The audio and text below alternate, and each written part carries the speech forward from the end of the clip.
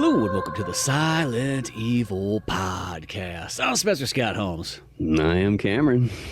And we're coming at you with brand new Resident Evil 9 Requiem coming out at us. You know, I guess it's been, I was going to say 6 years, but I think it's been just maybe a little over 5 since Resident Evil 8, the last main one. Of course, you had Resident Evil 4 remake in between there, but it felt like a big deal with this new Resident Evil coming out, you know, and it's one of those games that I knew I was going to get it, so I didn't really look up a whole lot on it. I didn't watch any of the trailers. I didn't see any of the stuff. I just kind of heard like tidbits through like there. I got confused for the longest time thinking it was Grace Ashford, not Grace Ashcroft. Thinking she was related somehow to like Code Veronica and everything like that. And then lo and behold, it's kind of funny when you really do think about it. It's like, no, we're going back to that Resident Evil Outbreak game. You know, do you remember that one? Yep. You needed the hard drive pretty much. You needed the online thing to get the full experience when people really didn't have that. yeah. Well, what I will say, like right off the bat, is like, you know, this game just, it makes me hyper curious to like even play Outbreak. I've never played the Outbreak games before, so like, you know, to get some context about the, you know, the Ashcroft, you know, side of things with Alyssa and whatnot, you know, I think it's going to be super neat. So I look forward to that one day. Yeah, I'd like to sit down and really play it too. RJ had it back in the day, our buddy, and I played a bit of it over there, you know, when it first kind of came out, and it's in a very similar style to almost like the remake in a sense. But I remember one of the big things was like if you didn't have the hard drive, which he didn't have the hard drive, is that game had pretty bad load times. Oh, yeah. You know, so you'd go to open a door, and you'd wait, and then it'd finally go through. But then it had some other cool features, like you could like, I remember one thing was like you could kick down the doors. You know, it took like a lot of time, but like if you didn't have the key, you could just sit there manually kicking this door over and over, and it'd finally give way, which I thought was kind of cool. You know, I couldn't remember if it like, you know, took down stamina or any of that kind of stuff, but no, I really do want to sit down and get that. I was actually looking how we could do that, you know, together. Like you can't just hook up two PS2s like some other games that you can link, like Time Crisis or Gran Turismo. You gotta go a little bit more into like hooking it up to like a server on the computer and yada yada. But it's still possible, and it still sounds like it wouldn't be the hardest thing to do. Just need that online port though for the PS2. Hey, bro, it ain't the Sega Saturn emulation, so I mean, like it's got to be better than that, right? Yeah, no, we just gotta drop like $40 or whatever to get that piece if you want to put it in the PS2. But got that giant expansion bay that's just been sitting vacant for years, so why not? Yep. Yes, sir. But yeah, we're not talking about Outbreak. We're talking about 9. We're talking about Requiem here and so on like that. Leon Kennedy's return once again, you know, which Leon is weirdly enough has kind of become the main character of Resident Evil. Yep. When I was younger, it was just Jill Valentine was the main character, but she literally has got kind of pushed out of the way as time has gone on. And Leon somehow, some way took the spot, you know, as being the guy.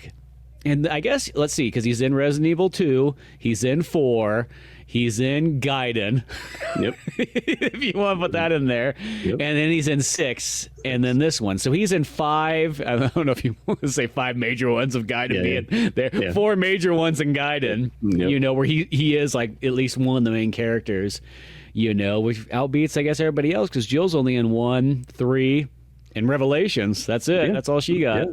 You know, I mean, she's 5 as, you know, a bad guy, but and not even to mention like how many times Leon is just mentioned in all the games, you know, like for the most part. I mean, like we just played Code Veronica, you know, and like, you know, Claire needs to call Leon to get a hold of Chris, you know, like whatnot. So like he's just such a recurring character, and I love him in this game, dude. Like old chiseled, just fucking, you know, fuck Umbrella, you know, like, you know, type of mentality. Well, I love because Leon's personality in this is that going through this stuff is literally like just another Tuesday. Like he's at that point where he's seen so much shit over time that like he's not fazed by when something happens. It's just oh, here's one of these things again. Never seen anything like this before, but seen stuff close enough. Here we go. Get the big guns out.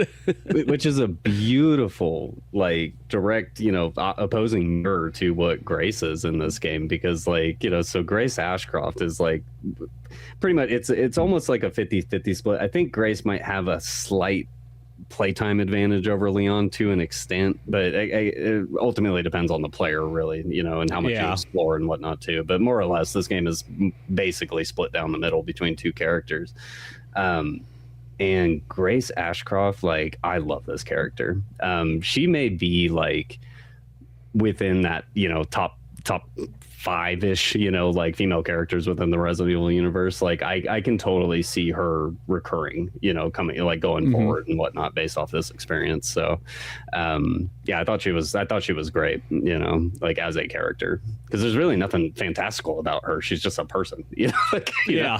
Like, but it's kind of good, because that was always been one of my biggest complaints to Resident Evil over the years, is that the fact that a lot of times they always put these new characters in here and you almost don't really care, because you're like, I just want to see you already established a great roster of characters with the first 3 games. Right. Why do we keep putting new characters in here?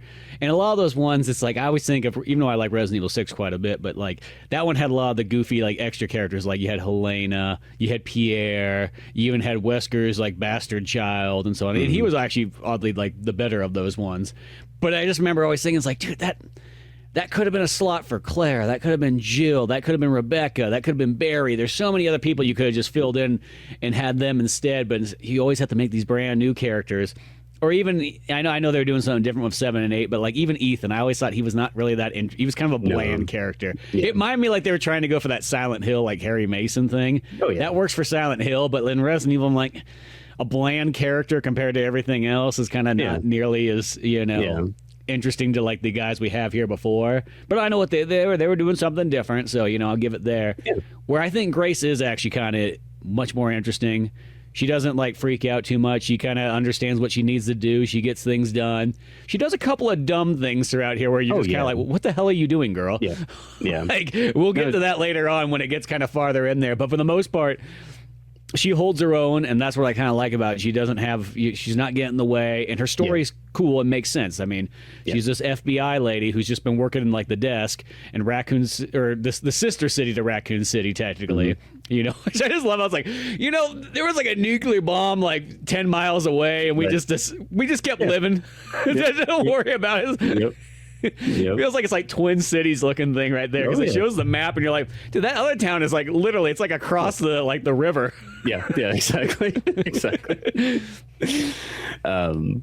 I just loved really, because like, Grace at the start of this game is just so fragile and just frail and like just scared of everything and whatnot, and to like, especially on a rerun, because like I'm halfway through the game again, on a rerun now, and like to see her progression from that early first portion that, like that we'll get into when we get like section to section, but like the early first portion of the game bleeding out to the very end of the game and whatnot, the whole experience, like she gets hard, like over the whole experience and whatnot. And by the end of it, I'm like, dude, this bitch is bad.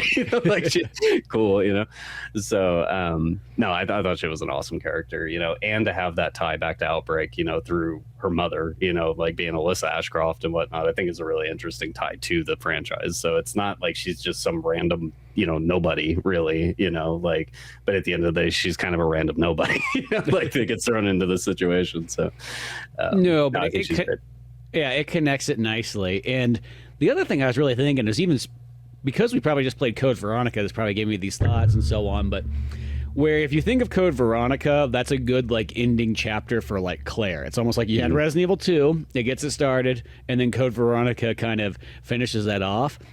What this really feels like is this almost feels like that, but for Leon. And you could almost even minus out Resident Evil 4 and not even think about that. I mean, there's stuff in there, but it feels like if you took Resident Evil 2 and then you wanted to see where Leon went past that, like this game wraps that up really well. And I thought that was kind of the neat thing to it. It felt like it was Leon's Code Veronica. Yeah, totally. Yeah, no, I 100% feel that too. I wholly agree. So, but I guess, we could just start jumping into this, and we're just going to say spoilers ahead. I know this game's kind of fresh and new and so on like that. Not everybody's probably caught up as much, but that's the only way to talk about it, is just going to deep dive it, just like the experience of being in there and going through it all and seeing all the changes and turns and twists and all that fun stuff, because this is one of those ones, like, I was pretty darn impressed, because 7 was one of those games that I remember, like, when the demo came out for this, I was like, I'm going to hate this game. but I'll buy it day one. Yeah. Because I liked Resident Evil that much. But I remember, like, I played that demo. I was like, this is everything I hate in a survival horror game. I can't kill the enemies. I got no weapons. I'm got to do the hide and seek thing. I thought they were just going to go way too hard on that. And then I played the game, and I ended up liking it more than I thought I was going to like it. Yeah. You know, it's still like probably my least favorite Resident Evil game because it just doesn't feel like Resident Evil. There's like one mention of Resident Evil, like the total tail end of the game, and the rest of it should have just been a spinoff like an Onimusha, you know, or Dino Crisis type thing, where it's like it's similar engine and same gameplay, but it's its own thing, you know. And that's even like with Resident Evil 8. It's like one of those ones that doesn't feel like Resident Evil at all to me either. I love the gameplay in it. Plays extremely good. It comes across more like a modern-day Castlevania game than it does a Resident Evil game. And it's got some kind of goofy story stuff that kind of happens in there. At least the upside is 9 has kind of like redeemed itself. So if anybody was turned off by 7 or 8, and you thought that like it really kind of jumped the shark as far as the franchise went, it definitely comes back to feeling a lot more like Resident Evil, you know. And I'm not saying 7 and 8 have good gameplay and everything like that, and the stories for what they are there are totally fine. They just always felt off for a Resident Evil is the main thing. And I think a big portion of that just has to do with perspective. You know, you and I have been talking perspective changes, you know, for quite a while, and you know, like it's similar to, because at the time of 7 coming out, I wasn't a massive Resident Evil fan anyways. You know, I'd played a bit of the franchise, but I haven't really completed a whole bunch. Like, I've done more in this podcast setting than I've done my entire life, you know, with Resident Evil in particular. But I bought it, I played it, I beat it, you know, and ultimately, like, it's just like, it's of its era, you know, like you think back to like that 2015 to 2018 timeframe, you know, and like what was coming out at the time, you know, and like, you look at all the horror games that were coming out, and they were all based off just the hide and seek, you know, style. You know, like you gotta hide, you gotta, you know, like you don't really have weapons, you don't really have. So Resident Evil 7, like for me, like really, it kind of like reformatted, because I did play a bit of 6 leading up to playing 7 and whatnot, and that game is just so crazy over the top action. To like see Resident Evil go back to like a slower pace, a freakier setting. Yeah, it's not Raccoon City, it's not T-Virus, it's not, you know, like zombies and stuff, but like they put the spin on this like mold thing, you know, and whatnot, you know, and like ran this whole story about mold, and then that got exonerated in Resident Evil 8, you know, to like really explain what that is and like how it works and whatnot, how it affects Ethan, how it affects Mia and like all the other characters. But you're 100% right. I feel like both of those games were very much like Capcom took a risk with 7, you know, like by completely gutting their whole formula and just going back to basics, you know, and whatnot. And then with 8, like I really think that they saw that formula worked, and they're like, what was another really good game that made a huge impact? Resident Evil 4. And like mix the two together, you know, like, and it's beautiful. Like I love Resident Evil 8, like story wise and character wise and all that. I mean, whatever, but like, yeah, it's like gameplay wise, like holy shit, the game is a lot of fun. Because that's the thing, is it stands out so well for that, and that's, I think, the thing too is, you know, because 7 was kind of like a one. It felt like it was kind of one and done. I'd go back to it again, but it kind of felt like when I was done playing it, I was like, that's all I kind of really want to see. Like, I just felt like I did it, played through it. I liked it more than I thought I was, but that was kind of it. And then 8 was, because I've played that one at least 2 times by now throughout time. Maybe 3, I can't remember. But no, I really like it a lot. It's super fun. The replay of it's really good because it has like the similar Resident Evil 4 style where you got the good upgrade system. You carry things on over and so on like that. You can always add stuff to it, you know. And just once again, if you go into it like it's a modern day Castlevania, it's kind of cool because you're battling werewolves and vampires and all these kind of monsters and creatures that, once again, strange enough, it takes me out of the Resident Evil world, because when I think Resident Evil, I actually still kind of think it's like somewhat grounded in reality, realistic, you know. I mean, I know it's a little bit of a stretch, but that, especially like the original series, I guess we could say Resident Evil Prime, 0 through Code Veronica. That always feels like this could happen, kind of thing. You know, you're a little bit more believable. You know, it's not like Silent Hill that kind of has these almost like mythological kind of hell monster type things. Resident Evil feels like, oh, it's bioweapons and this kind of stuff. So then once you start taking it where now it's got werewolves and all kinds of stuff, and they try to explain it scientifically, like how these things kind of happen, but it did always feel like well, I feel like I'm leaving the Resident Evilness. I mean, I know sometimes in 5 and 6 and even 4 they have a little bit over the top action. Right. Over the top action's kind of fine. Yeah. You know, the rest of it still seems Resident Evil. You know. But what I found interesting about like there's a reason why I'm talking about 7 and 8 leading into Requiem. So like what I found really interesting was, you know, like after 8 came out and they came out with their first DLC and they came out with the, you know, director's cut edition or whatever it was called, you know, Game of the Year edition, whatever. You know, they added a whole third person mode to it. I remember that coming and then going like, hell yeah, dude, like that sounds awesome. You know, like get to replay like a really good Resident Evil game, you know, but in third person and whatnot. The unfortunate side of it is that they developed the game for first person first and foremost. Mm-hmm. Third person totally works in that game. Like it absolutely works. There's no problems with it, except for the fact that there's a handful of areas that were very much designed for first person, you know, to be walking through a tight hallway where the camera kind of gets a little jacked, you know, like in third person and whatnot. But even then, like it was fine. What is beautiful, I know I keep harping on this via text to you and whatnot, but what is beautiful about Requiem is that they co-developed it both for third person and for first person. By default, the game says play Grace in first person to add, you know, more to the horror elements of that, and then Leon sections like play in third person recommended because it's an action game at that point. You know, it brings you right back to 5, 6, you know, 4, 5, and 6. Mm-hmm. The fact that now, because I played the game at its default settings, Grace in first, you know, Leon in third. Now I'm on a second run of the game and like I changed Grace to third person, and to like see how the game flows and whatnot. Arguably, she's faster in third person. Like things move a bit faster in terms of like her sprint speed and whatnot. You know, because like when you're in first person, you still move quick enough, you know, to get away from a monster or get away from a zombie or whatever. But notably in third person, like she is like actually sprinting, you know, like because like the walk speed versus sprint speed animation in first person is like you really can't tell very much, you know.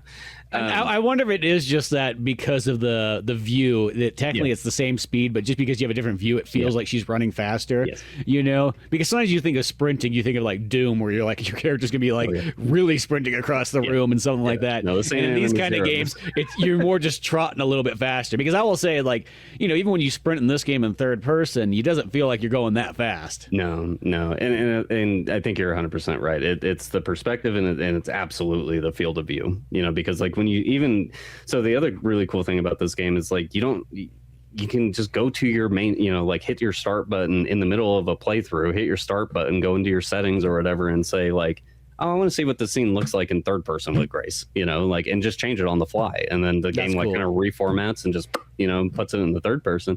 And you can see like the perspective shift, like where everything in first person is like very close and like, you know, like field of view is like very tight, you know, and whatnot. In third person, everything expands outwards and whatnot. But everything still operates the same. You still move the same. You still, you know, like can do all the same things and whatnot. So anyways, I just thought it was awesome, you know, because... I would say, do the controls change to like where like it's more like first person controls, so you strafe or anything like that? No, it doesn't. Oh, interesting. No, they're exactly the same. There's no difference. That's an because I only played it in third person, because when they said that, they're like, you should play Grace. I'm like, nope. I wanted to feel like a Resident Evil game. Yeah. Like I don't want this first person stuff. Maybe if the game comes in VR, I'll try first person. But you know, it sounds weird, but it sort of takes me out of it, like in a survival horror when it's in first person. It's different if it's like Soma and it was built for that, and I'm not looking at the character. But Resident Evil is such a character-driven game that it always feels, maybe, and that might be why I never felt like I connected at all to Ethan, because it was a first-person thing, so he doesn't feel like he's a real person or something like that. The same way, where like, you know, I want to see Leon, I want to see Claire, I want to see Grace, you know what I mean? Like, that's kind of part of it, you know. But I think it's cool, though, that they give that option, because by this point on, it's going to be that weird thing that I think there's going to be a lot of people that grow up thinking that Resident Evil is a first-person shooter game. Oh, yeah. You know, it's that one that, you know, video game generations, like, you know, it takes us 5 to 10 years, and you've completely, like, you know, changed the whole perspective on, like, what your game is. Yeah. So to the average person, that might be what they think of Resident Evil now. Is like, oh, it's a first-person shooter, right? Like Doom. You know, well, It's kind of like Doom 3, I guess, but not really. Yeah. But Yeah. you know, that's sort of like where, like, you know, they're going to be at. But it's cool that that's a possible thing, you know, because even when we were talking about we're playing through the Evil Within 2, I remember that game had the option that you could put it in first person the whole way through, and I threw it on just for like a moment just to see what it was like, and I was like, interesting. But it really actually felt like Resident Evil in first person, like when you play 7 or even 8. Yeah. Yep. No, I just, you know, again, like, to give the player the choice, because like I think they tested the water. I mean, they absolutely tested the waters with Resident Evil 8 by launching that mode, you know, that third person mode and whatever. And like, that just tells me that there was a want and a need out of the community, like, so bad that they really wanted that. So Capcom can like still create their horror game that they want to in the perspective that they want to, and just give the option for the other players that don't like first person. So like, it's a really cool correlation between you and I, because like, personally, I loved it in first person. I thought it was awesome. Like, it was a really, really tight-knit experience. Everything's super close to you. Like, when you're looking up at the girl, like, she is fucking towering over you, you know, and whatnot. Whereas in third person, it's still the same. Like, I mean, you can see the height differences and whatnot, but it's not like in your face, you know, like that's true. Because, you know, it would be even more extreme is once it's in VR, because then you actually get the real height difference, you know, because that was always like one of the main things of, like, you know, especially playing like Resident Evil 4 when they had that VR one. And the first time you see like the golem creature, you're like, oh, I'm literally looking up at this thing. You know, it is towering over me. So there is something to be said there.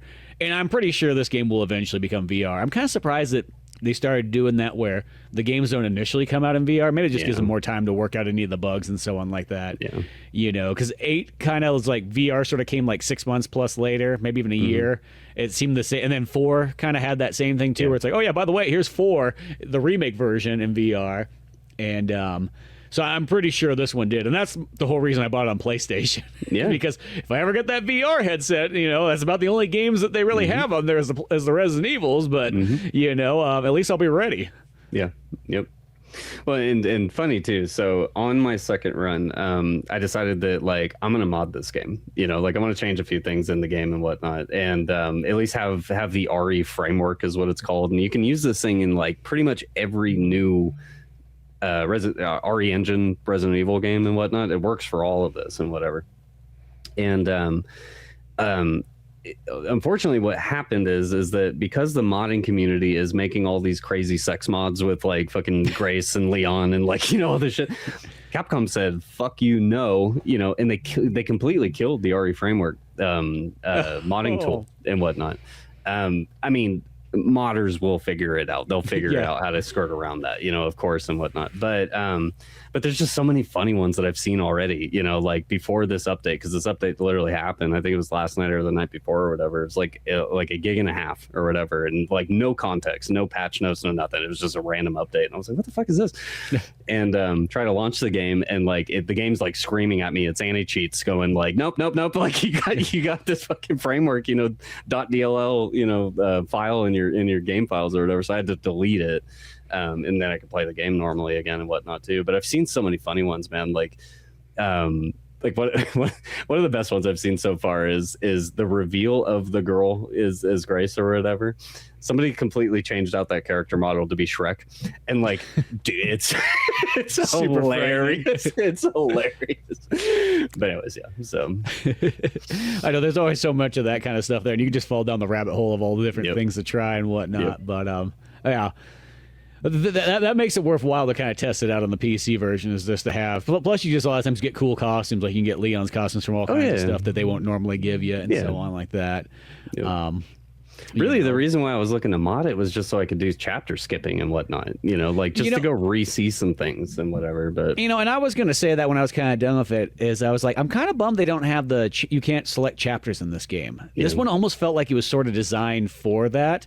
But they didn't put it in there. Now, I don't think 7 and 8 have chapter selection, do they? No, I don't think so. Not without mods, but yeah. You know, and I'm guessing Resident Evil 4 Remake does. I can't remember. I would assume it does because but maybe it doesn't. I don't remember. Well, I take that back. The original one doesn't, because I think that was a Resident Evil 5 feature, was the chapter selection. Yeah. You know, which, because this would be kind of nice, because the only, I will say, is sometimes there's that thing that, because it's almost like 2 games in one, literally, that just happen to interconnect, the kind of bummer is if you just wanted to go back and play the Leon section again, well, you can't. You have to go through all the Grace stuff and everything like that. You know, and I will say there's a couple parts in the game that it's a damn near close to perfect game. I really like it a lot. There's a couple parts that I feel like in playing it over and over, you could see where that would slog down just a little bit.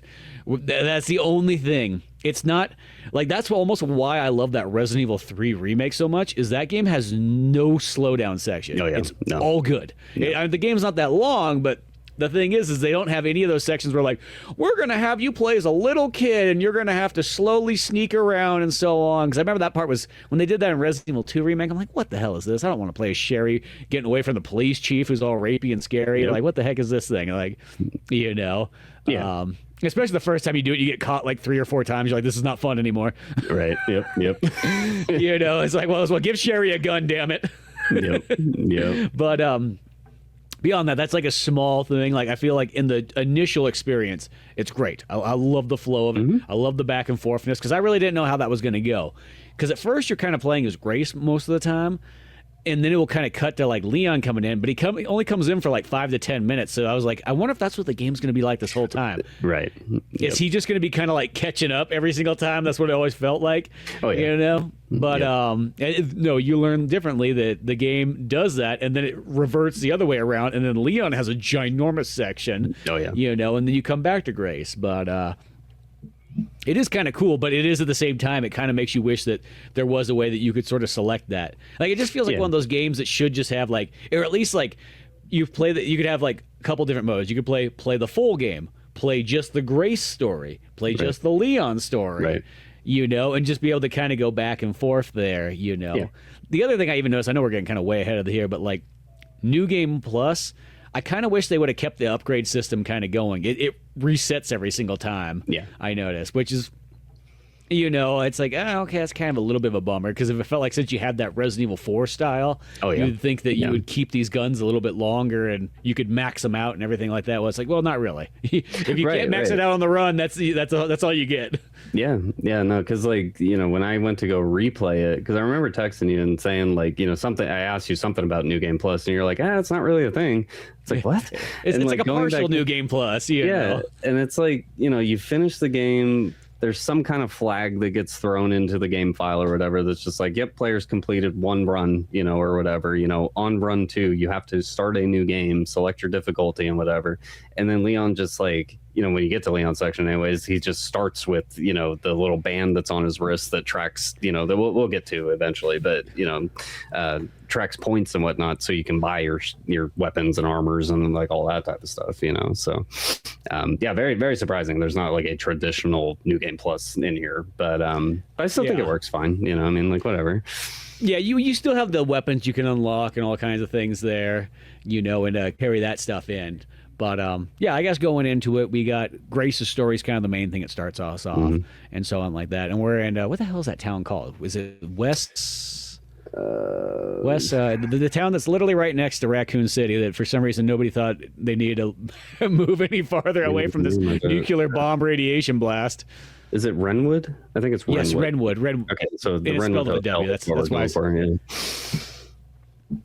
You know, and it starts off with kind of like some story scenes and so on like that, where you see Grace interacting with her mom and all this kind of stuff, which I will say these are some of those other things too that if you do a New Game Plus, you got to kind of play through all this always over, where once again, if you had a chapter system, you would almost just start, skip that prologue in a sense, but whatever. Maybe those things will be tuned in the longest time.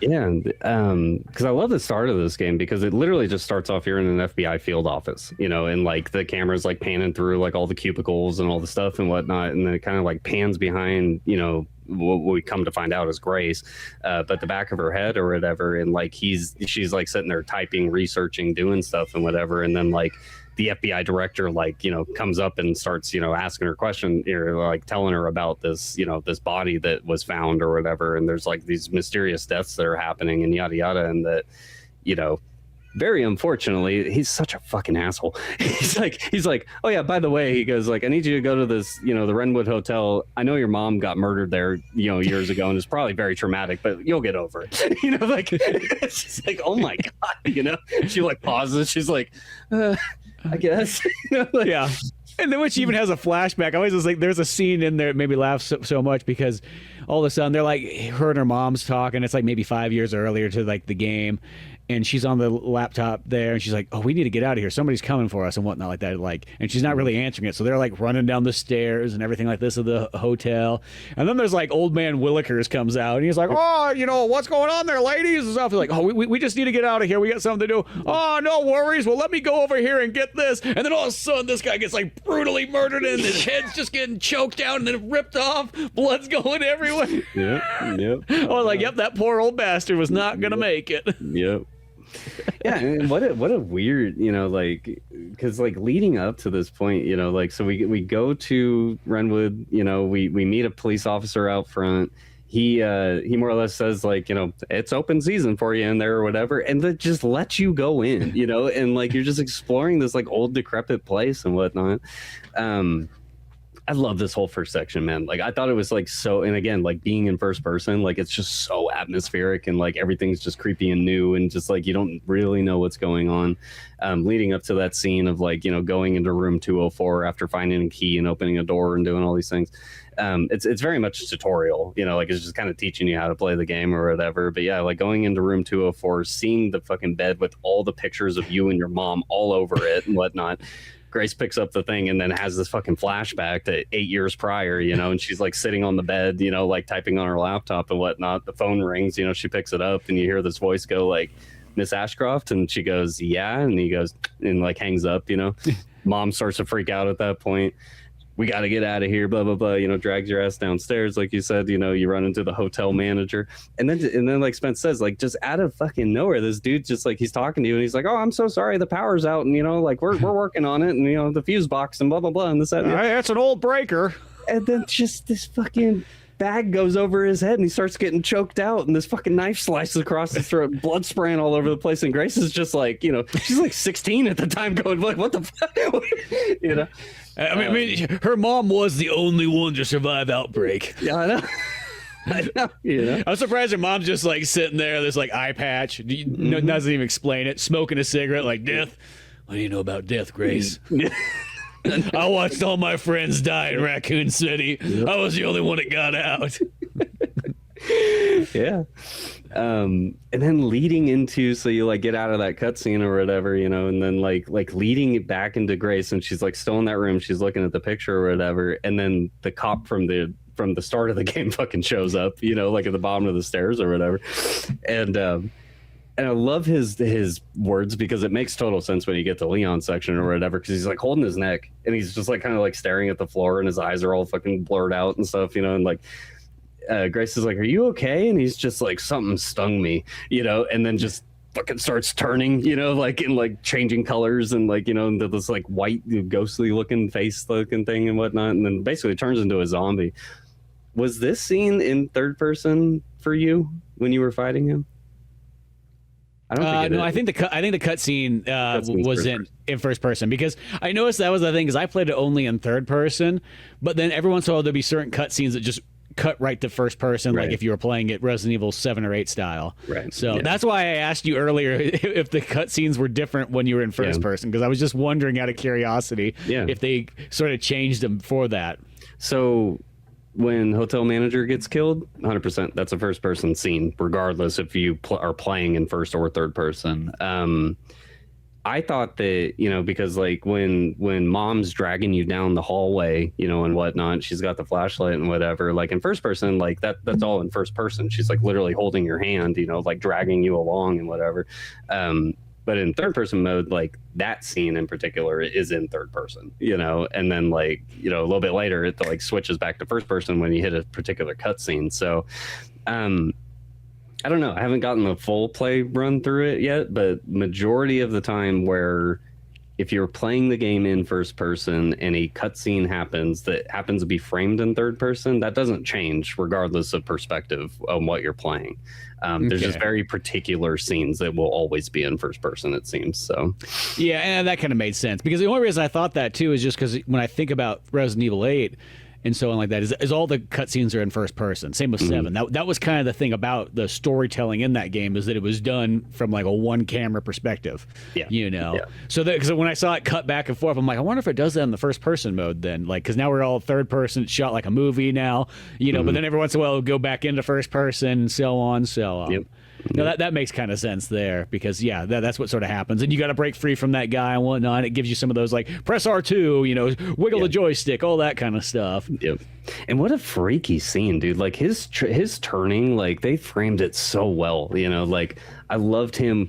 You know, because you're like on a staircase at this point, and like Grace, especially in first person, you know, because you're like shoving your way up the stairs and whatever, you know, and this dude is just crawling towards you, just all crazy.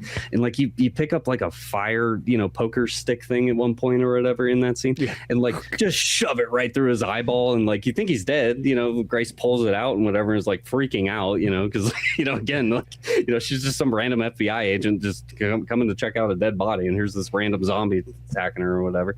But, you know, like pulls it out, and like he kind of like leans back, you know, is like, looks like he's about to die or whatever. And then he's looking at you, you know, they fight their way up the staircase and whatever. And then like she, you know, like he shoves on top of her, and she like more or less like tosses him out a fucking window, you know, like he goes falling like 3 stories down to the floor down below. But the scene directly after this, like, because that was like a shocking, like, oh shit, you know, like type moment or whatever. But the scene directly after this is where we meet our first antagonist, and Victor Gideon, dude, is such a fucking cool character. Like, he's a piece of shit, you know, like in lore, in universe, you know, but like as a villain, dude, like I love this character. Yeah. He's just so cool. So no, he's super charming. I love the demeanor that he talks. Like it's just, you're interested to see where he's going with this. Yep. He's pretty much like another scientist guy that was hanging out, you know, with Umbrella and everything like that back in the day. Works for Spencer and all that kind of stuff, you know. But just the whole time he's on there, he's just got such a good personality. Like, you know, it's just like they don't make him out like he's just like crazy. It's like no. He almost seems kind of like he's based on logic, though he is kind of messed up himself. But he's working on you know, keeping it going and so on like that. And for some reason at this point you realize that he needs Grace. Why? We're not too sure yet, but he's the one who's been looking for her, you know. And you don't know if it's like, is it revenge for her mom, you know? What did she you know, she do to him back in the day and whatnot. And we're gonna learn why this is. And then I think right after this scene's when it cuts to Leon, correct? So Leon's comes into the city. He's driving his Porsche because they got product placement in a video game. Which is so funny. So like, I don't know if you even tried, but you can't shoot that car whatsoever. The game will just not allow you to, you know. And like, it's so common to see, like, because I remember like old racing games that did have branding, you know, had the Ford and the Porsche and the Corvette and the blah blah blah. All those car models back then, like, you couldn't damage them, you know. Yeah, like, there was no damage on like those. Like, so in this game in particular, like, and like you can stand far enough back, like, because I was playing with this on my second run, but you can stand far enough back, throw a grenade, and it'll land right next to it, explode, but does nothing to the car, you know. So like, yet again, just another product placement. But about the Porsche is pretty funny. But I just laughed when I saw it. Like, I just couldn't help but, because that's kind of like product placement in a video game just always seems so strange. Oh, dude, the most egregious one was fucking the Monster Energy drinks in Death Stranding. Like there's straight up Monster Energy drinks in Death Stranding. It's hilarious. Wasn't it in Parasite Eve 2 they had the Coca-Cola machine, or was it Coca-Cola or Pepsi? The Coca-Cola, because which in that time that almost felt like, in a weird way, sort of novel. Like, it was oh, that's kind of cool. I didn't expect to see that. Where this one's blatant, like, hey kids, you want to buy a Porsche? Yep. But no, dude, this part where you play as Leon, because immediately what happens at the end of Grace's cutscene with Gideon is that, like, he basically grabs her by the neck, chokes her out, and makes her pass out or whatever, and he's gonna take you somewhere, and we don't know, you know. And then this is where Leon shows up, and I love this scene, dude. Like you said, he pulls up in his Porsche, you know, like sees the crime scene where, you know, the hotel is, and the place where you just played as Grace or whatever, you know. And like, he gets out of his car and like sees Gideon, and Gideon just like literally just has Grace like slung over his shoulder, just walking through the streets, you know, and like everybody's just walking past him like, hey, it's fine, you know.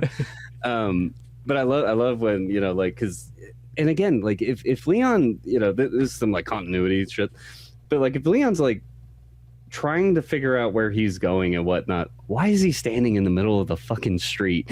Like literally standing in the middle of the street. Gideon looks right at him, like they're both staring at each other or whatever.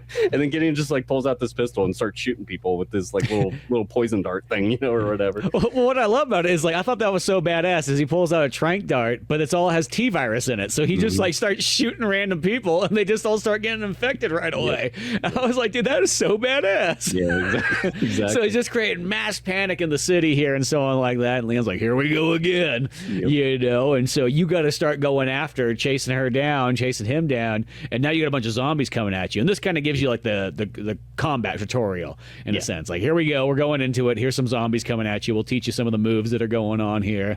Yep. And Leon's armed with a pistol and a magnum. Yep. And then he's also got this badass axe too, which especially the second time around I went through there because now I knew how all the controls worked and everything like that. I just like was able to go through and just take out all those guys and collect all the points and so on like that, But it was the first time through. It was like, whoa, because you kind of some of those zombies start taking you by surprise. They start coming at you and everything like that. And Leon's got the power and the moves to kind of back it up, so it's kind of okay, even if you do get kind of screwed over a little bit here. It's supposed to be sort of a practice round, anyways. Oh yeah, but. It's a cool scene just watching this whole like all there's zombies, there's regular people are getting turned left and right and so on like that, and you're pushing your way through it. Yep.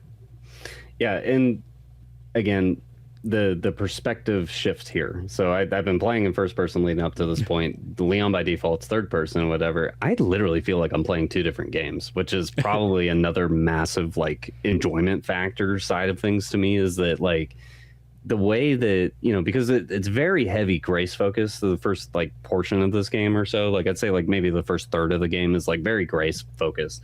You play as Leon a couple times, like Spence said, 10-15 minutes at a time or whatever, but just those little tidbits of like extreme horror first person, like everything's like super scary in that regard, to have these like little brief moments of like being able to play as Leon, and it's just like, no, I get to go kill some shit, like go have fun, and what also is really wonderful, and this is a recurring theme throughout the whole game, is that Leon is more or less chasing Grace at all times, like there comes a certain point where they finally meet or whatever, but typically like you play through a section as Grace, it switches over to Leon, and you play through the same level and whatnot, but like get to see it from his perspective.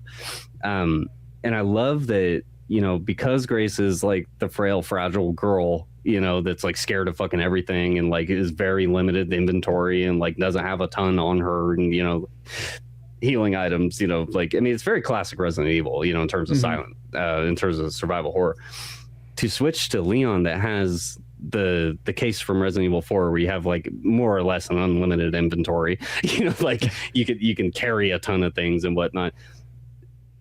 Playing as Grace and like having those struggles to switching over to Leon and playing the same exact areas that you just went through and just fucking massacre everything on your way through is such a power trip feeling, and it's so good.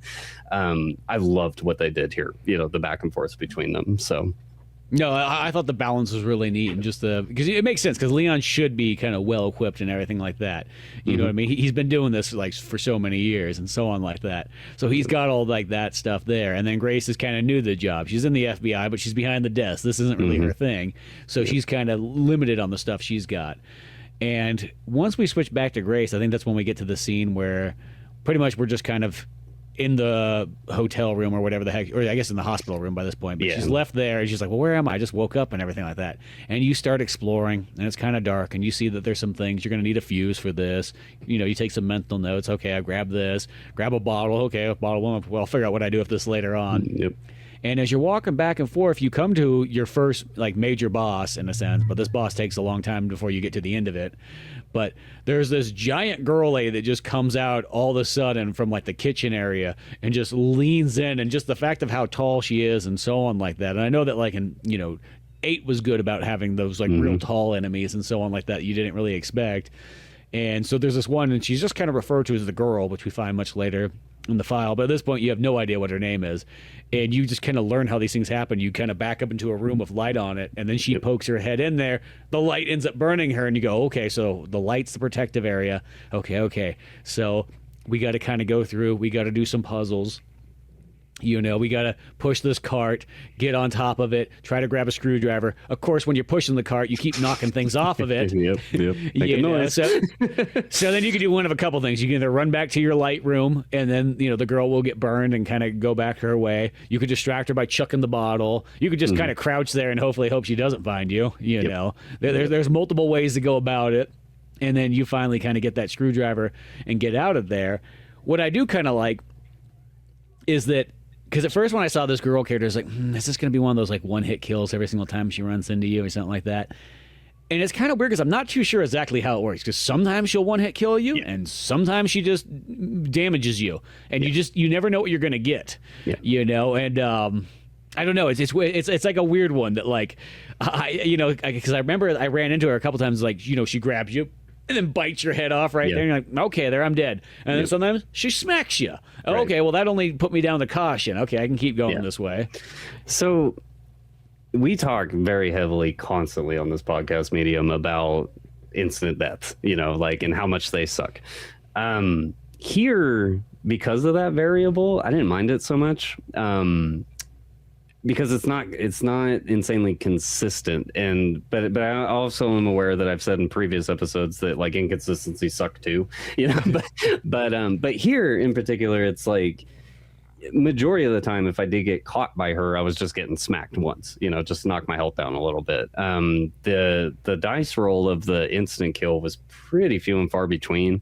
And when it did happen, you know, more or less, it's like it's a training mechanic to say, like, don't get close to the thing, you know.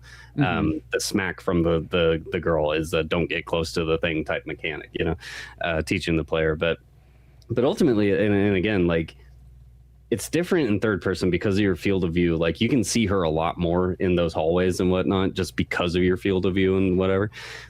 I feel like you almost have an advantage in first person just because, like, the moment she hears you, like, she'll turn and look at you and you see that happen, and then you turn around and she's completely behind you at this point, and all you can do is hear her. And as long as you're sprinting, she'll never catch you. She's not fast enough. That's always mostly classic survival horror. Is very, very rarely is the creature ever as fast as you are. Right. You know, every once in a while you get one of those games where they stomp you down and whatnot. Yeah. You know, or there's actually a boss later on that can somehow, some way take off at high speeds.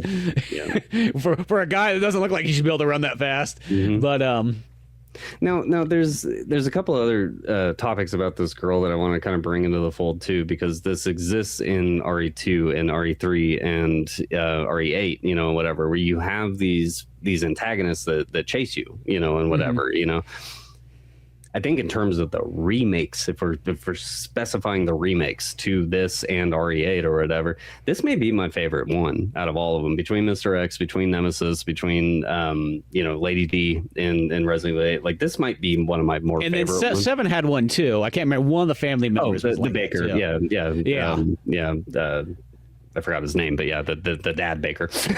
Because I was thinking about this too, is because these kind of you know, following characters where they can't be killed, because that kind of started literally with Resident Evil 7. Because I mean, you could kind of say Lisa Trevor, and, you know, she does a little bit in there. You can't kill her or anything like that. Because I remember that was one of my biggest problems about the Resident Evil 2 remake, is when they made Mr. X, you couldn't kill him. I'm like, this is stupid. The whole point of Mr. X back in the other one was that whenever you saw him, you had a choice. You could either run away or you could kill him. And then he'd go away till the next cutscene and so on like that. And when they made him like, oh, he's going to stick around here. I just wasted a full clip because I just went off my previous Resident Evil. Like, and I think that's why that game is always kind of like, I always looked at the Resident Evil 2 remake. I was like, there's just that part that kind of sucks in it, you know? It's just like, I don't like that. That would have been fine if that was in game B, but they put that in game A, and I was like, and because I'm not the biggest fan of, like, that's one thing I don't care for in survival horrors a lot of times, is when there's an unkillable character, you know, that, like, it mostly hangs out, because sometimes that's just kind of annoying, where it's just always there and you're like, okay, I gotta do this puzzle, because, like, at first it's kind of scary. And then afterwards, it just becomes more annoying, because it's like, once you get the one-hit kills, once you get the, like, oh, I'm trying to do this puzzle, and all of a sudden they show up again. Now I got to go run and hide. You know, and it, because once again, I always say in Resident Evil 2, when Mr. X shows up, you just shoot him. His ass gets out of there. Same with Nemesis. Nemesis is the same thing in Resident Evil 3, the original one. If you want to, you can just shoot him and he's done for the moment. If not, you just keep running. It gives you the option. I like that. And at least in the Resident Evil 3 remake, I like when there's Nemesis, it's always like a scene. So it's just generally run from point A to point B. You never have to like stop and like do the water puzzle really quickly while he's right behind you. You know, it doesn't do any of that kind of stuff. Or go and grab these couple items and try not to make a sound, you know. No, Granted, and this one here, I will say, it's not too bad because when I first saw this game, I'm like, oh, is this going to be one of these things that's going to be following me around the whole time in this game? And it is kind of geared towards pretty much two major areas in a sense. And this beginning part, which is kind of short, you know, because you have no weapons at this point.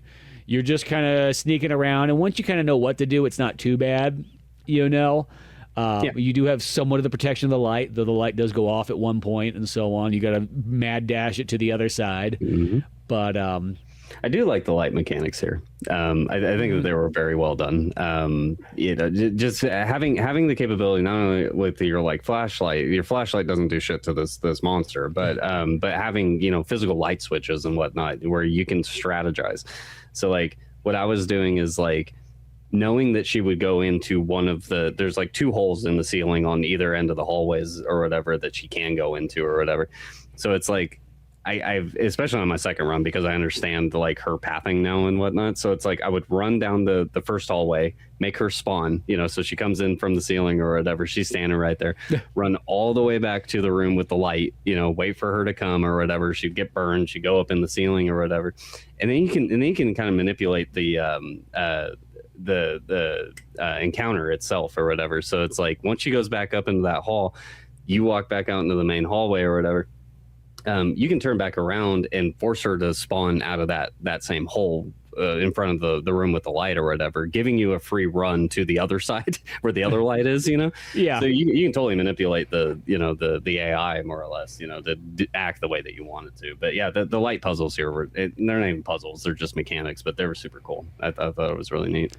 Well, and the one thing too is this game's one of those ones like the darkness in this game is like super dark. If the lights are out, it gets so. I literally had to go back in and really like crank that brightness up because I was like to a point where I was like, dude, this is way too dark. Like sometimes in this game, it was like one of those ones. So my game, of course, had that bleached out look to it as I'm playing it because it's like get this stupid HDR stuff off. That's fine for a movie. That's terrible in a video game. I mean, unless that's what you're going for is your atmosphere. But I'm going for gameplay. Yeah, so I kind of forget how this section like kind of really ends, but I know you Grace slap that fuse in there and it opens up the gate, and then this is where Leon and Grace finally meet, and then Leon comes in there with the big old magnum, blasts that lady, you know, and then she cowers back in there, and you know, at this point you kind of go, whatever, you know, there she goes. And that scene's kind of done for, which kind of makes it kind of nice. She doesn't come following you around or anything like that. Grace and Leon meet up, and then he kind of explains like, okay, I'm here to help out or whatnot. You know, we're going to work together. Here, take this magnum. And I think that's kind of an interesting concept because Grace pretty much has the magnum, and she's got like, I've always kind of wondered, does it only have one shot in it, or is it one shot, or is it whatever shot rounds you had left from Leon previously? I've been wondering that. I think it's just the one round. I mean, but both times that I've played. I mean, granted, this time I'm playing on casual. The first time I played through was on normal, you know, modern or whatever mode. It was just one round, you know, right at the start. Okay, because I kind of wanted that too, because I felt like I'm like, man, I think I only had one round left with Leon, but I wondered if I didn't use the Magnum at all, like would she have like 4 or 5 rounds or whatever it starts off with? Maybe not. And Leon's like, you know, you can have the gun, but you only get 1 round. yeah, exactly. I'm nice, but I'm not that nice of a guy. Yeah. But the interesting thing is, you know, we pretty much just set you up there, and now you're kind of in like your initial first mansion, you would kind of call it, of a Resident Evil game. You're in this hospital thing. There's 2 different wards on left and right side, and it's just an interesting way to start off. It's like you got the most powerful gun in the game. You only got 1 bullet though, and that's it. So try to figure this out from this point. And now you got to start running through here. You know, you get the key card or whatever to like the west wing, and you start making your way through. And once again, all you have is the Magnum with 1 shot, so you're going to generally have to be sneaking through. And I think this is actually one of the coolest parts of the game is you're going to start meeting all these zombies here. And the zombies all have like a personality and almost like characteristics which makes every single encounter completely unique. It's like you don't run into the same zombie twice. No. I think that's such an interesting one. Maybe you do when you're like in the Leon part because there's a lot more zombies. Yeah, there's a lot of similar zombies for sure, but they're all unique. They all look but the ones all in Grace's ones, it feels like every single one of them is like a completely unique encounter. Each one's different from the next and so on. And then the other kind of cool thing is that they have a couple sub bosses that exist in here too that you can kind of either battle or not battle, and that's what I like about it. Like that style is perfect for me because it's one of those ones where you can kill it, but unless you have the resources or weapons, forget it. You know what I mean? You're better off just running. So it gives you that kind of choice. It's not just like, oh, this guy just has unlimited health and doesn't matter how many bullets you have.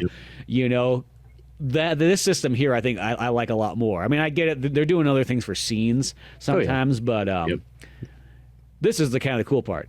You meet the first boss kind of right off the bat. It's like one of the first rooms you get to, and there's this butcher guy just hammering down on meat with his big old like meat cleaver thing, and it reminds me a lot of the dude in like Diablo 1 where he's like fresh meat. The butcher. Yep 100%. You know, and here's this guy just smacking the meat and whatnot. And of course, the very first time I played this game, I took the Magnum and shot him right in the back of the head, thinking like, I'll take this guy out. This is perfect. This is why Leon gave me this. Nope, that didn't kill him. And the weird thing too is that because of doing that, like the first time I played this game, that jacked the whole system up of how that scene was supposed to go. Yeah. Because you're supposed to sneak. You're supposed to sneak by and push this cart.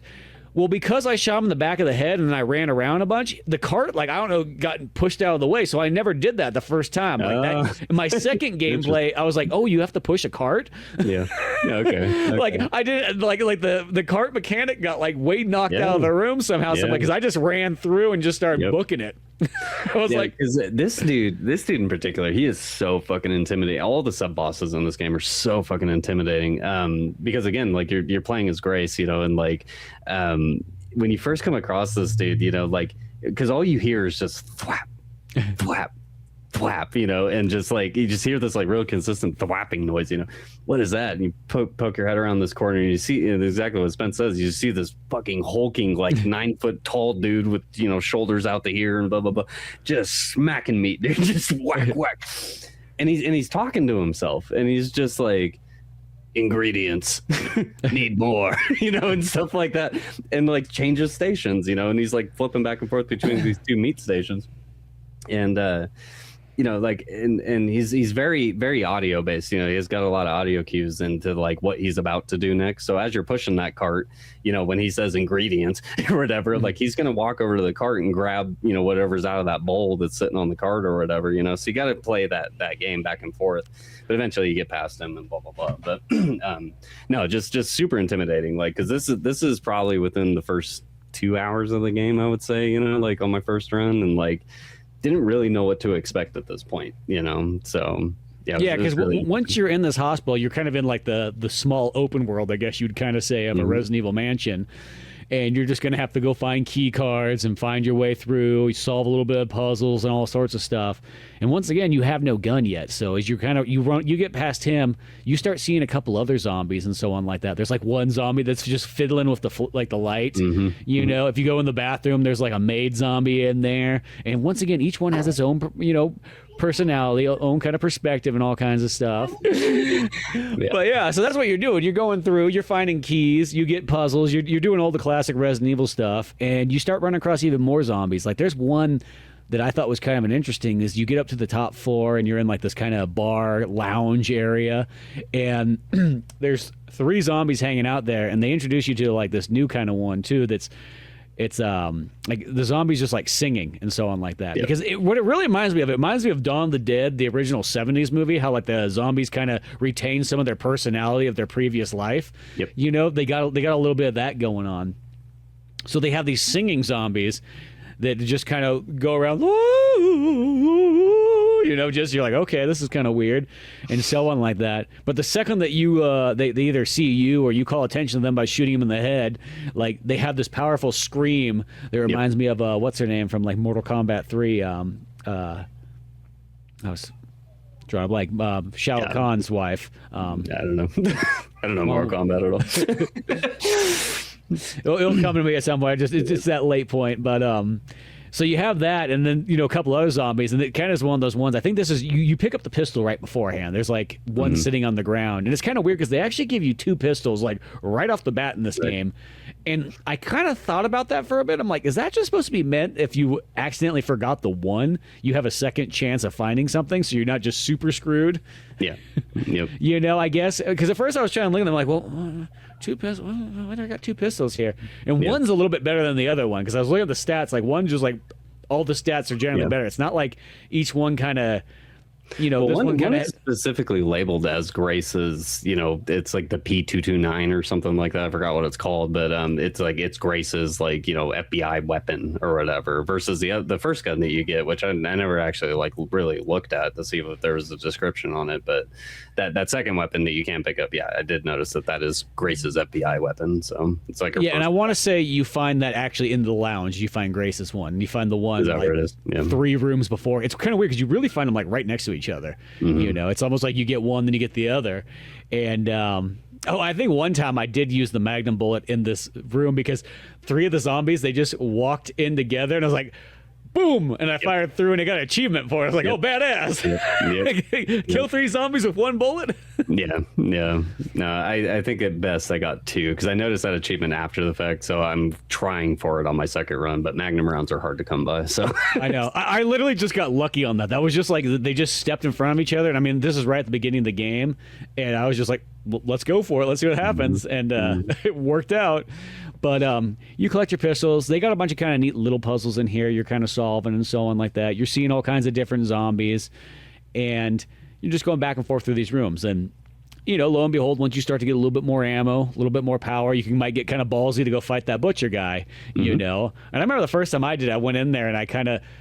You go and you kind of hang out in the room and you're like, okay, wait for him to walk by the door and then blast him in the head. And then he started coming at me and I had to unload everything I had. And I think I literally took him out the very, very last bullet I had. Oh, I was my like, God. Oh, he just falls down in front of you. You're like, okay, pick up. He's like, cool, pantry key. And then the nice thing about that is there's a bunch of ammo inside there to make up for what you just did, So you get to do that.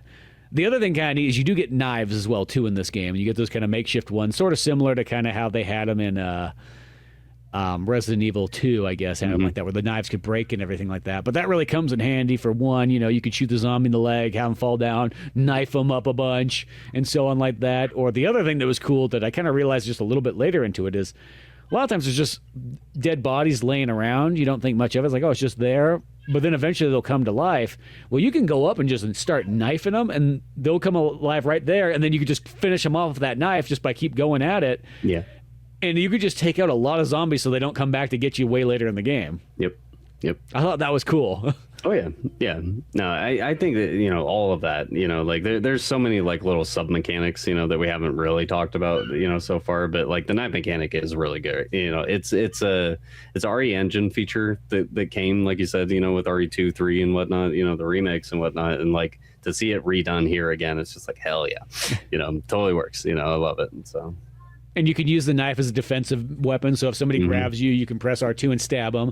Of course, that's how I also lost my good knife because of that stupid feature. And I watched that knife just go in the grinder, whipping them. Whoops. Well, there goes that. Whatever. Hopefully I'll come back in the next round. But there it went. But yeah, there's all kinds of neat things like that. And then you sort of, once you're kind of going through here, you get to the East Wing, which is all hospital oriented and so on like that. So now you're getting like, zombie doctors. Like there's one zombie doctor that comes at you with a giant meat cleaver axe that looks like he's Cloud Strife, and you're like, oh Jesus. Have you seen that death animation? If you get hit by that? I don't know if I did, because I will say these zombies literally can kill Grace in like 1 to 2 hits. Pretty much almost any of them can. Dude, it's brutal. This one in particular with the massive saw blade, looking thing or whatever, because it's the bone cutter blade is what it is. Right, it's one of those old school ones. Yeah. Because he just hits you like square, like, at a diagonal, like in the neck, and literally just goes like right through Grace's body. It's just like, oh my God. Like, there's a lot of really great death animations in this game.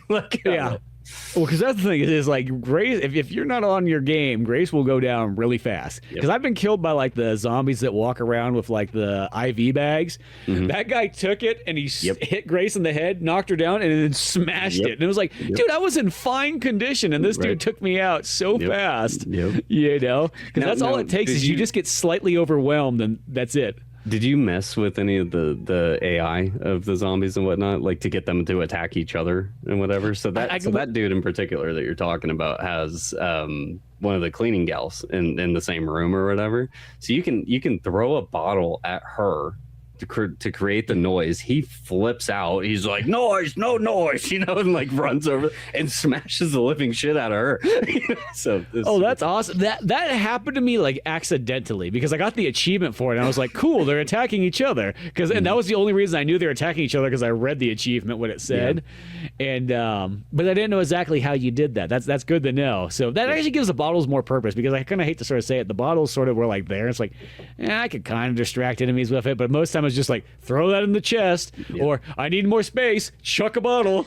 Well, and here's part of the thing too. So like this is very like wireframey type conversation, but within the AI, like their aggro leash is nothing, dude. Like I mean, like if you aggro a zombie in a room and you leave that room and you go down a hallway and you just make distance with them or whatever, like it's so rare that a zombie like actually like chases you, you know, like in this game, like outside of like their little area that they're in. They can't go that far, and they can't go back into the white room in a sense, the center area.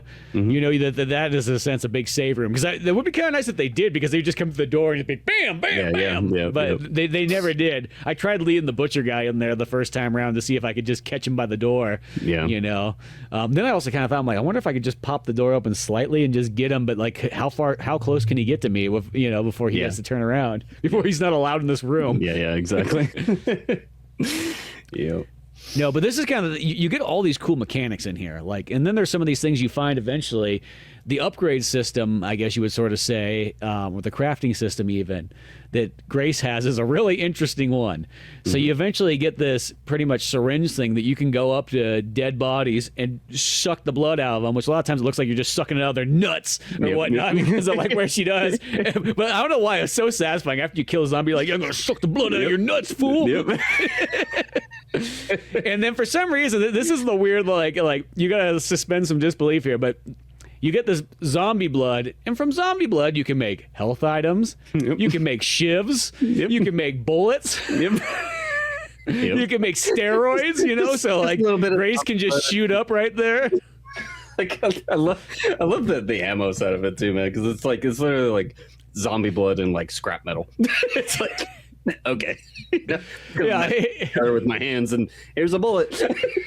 And it's weird because Leon has an upgrade system too, but it's just kind of like the Resident Evil 3 one where it's just like you just take the gunpowder and mix it that. I'm like, okay, that makes more sense. The blood one's kind of funny, but it's kind of cool at the same time because you are sucking the blood out of these zombies. And then there's just buckets of blood you'll find around there. There's a bathtub full of blood. So there's all these moments where you can get stuff, and it just works for all your upgrades. Like, well, what I like about it is that it encourages combat.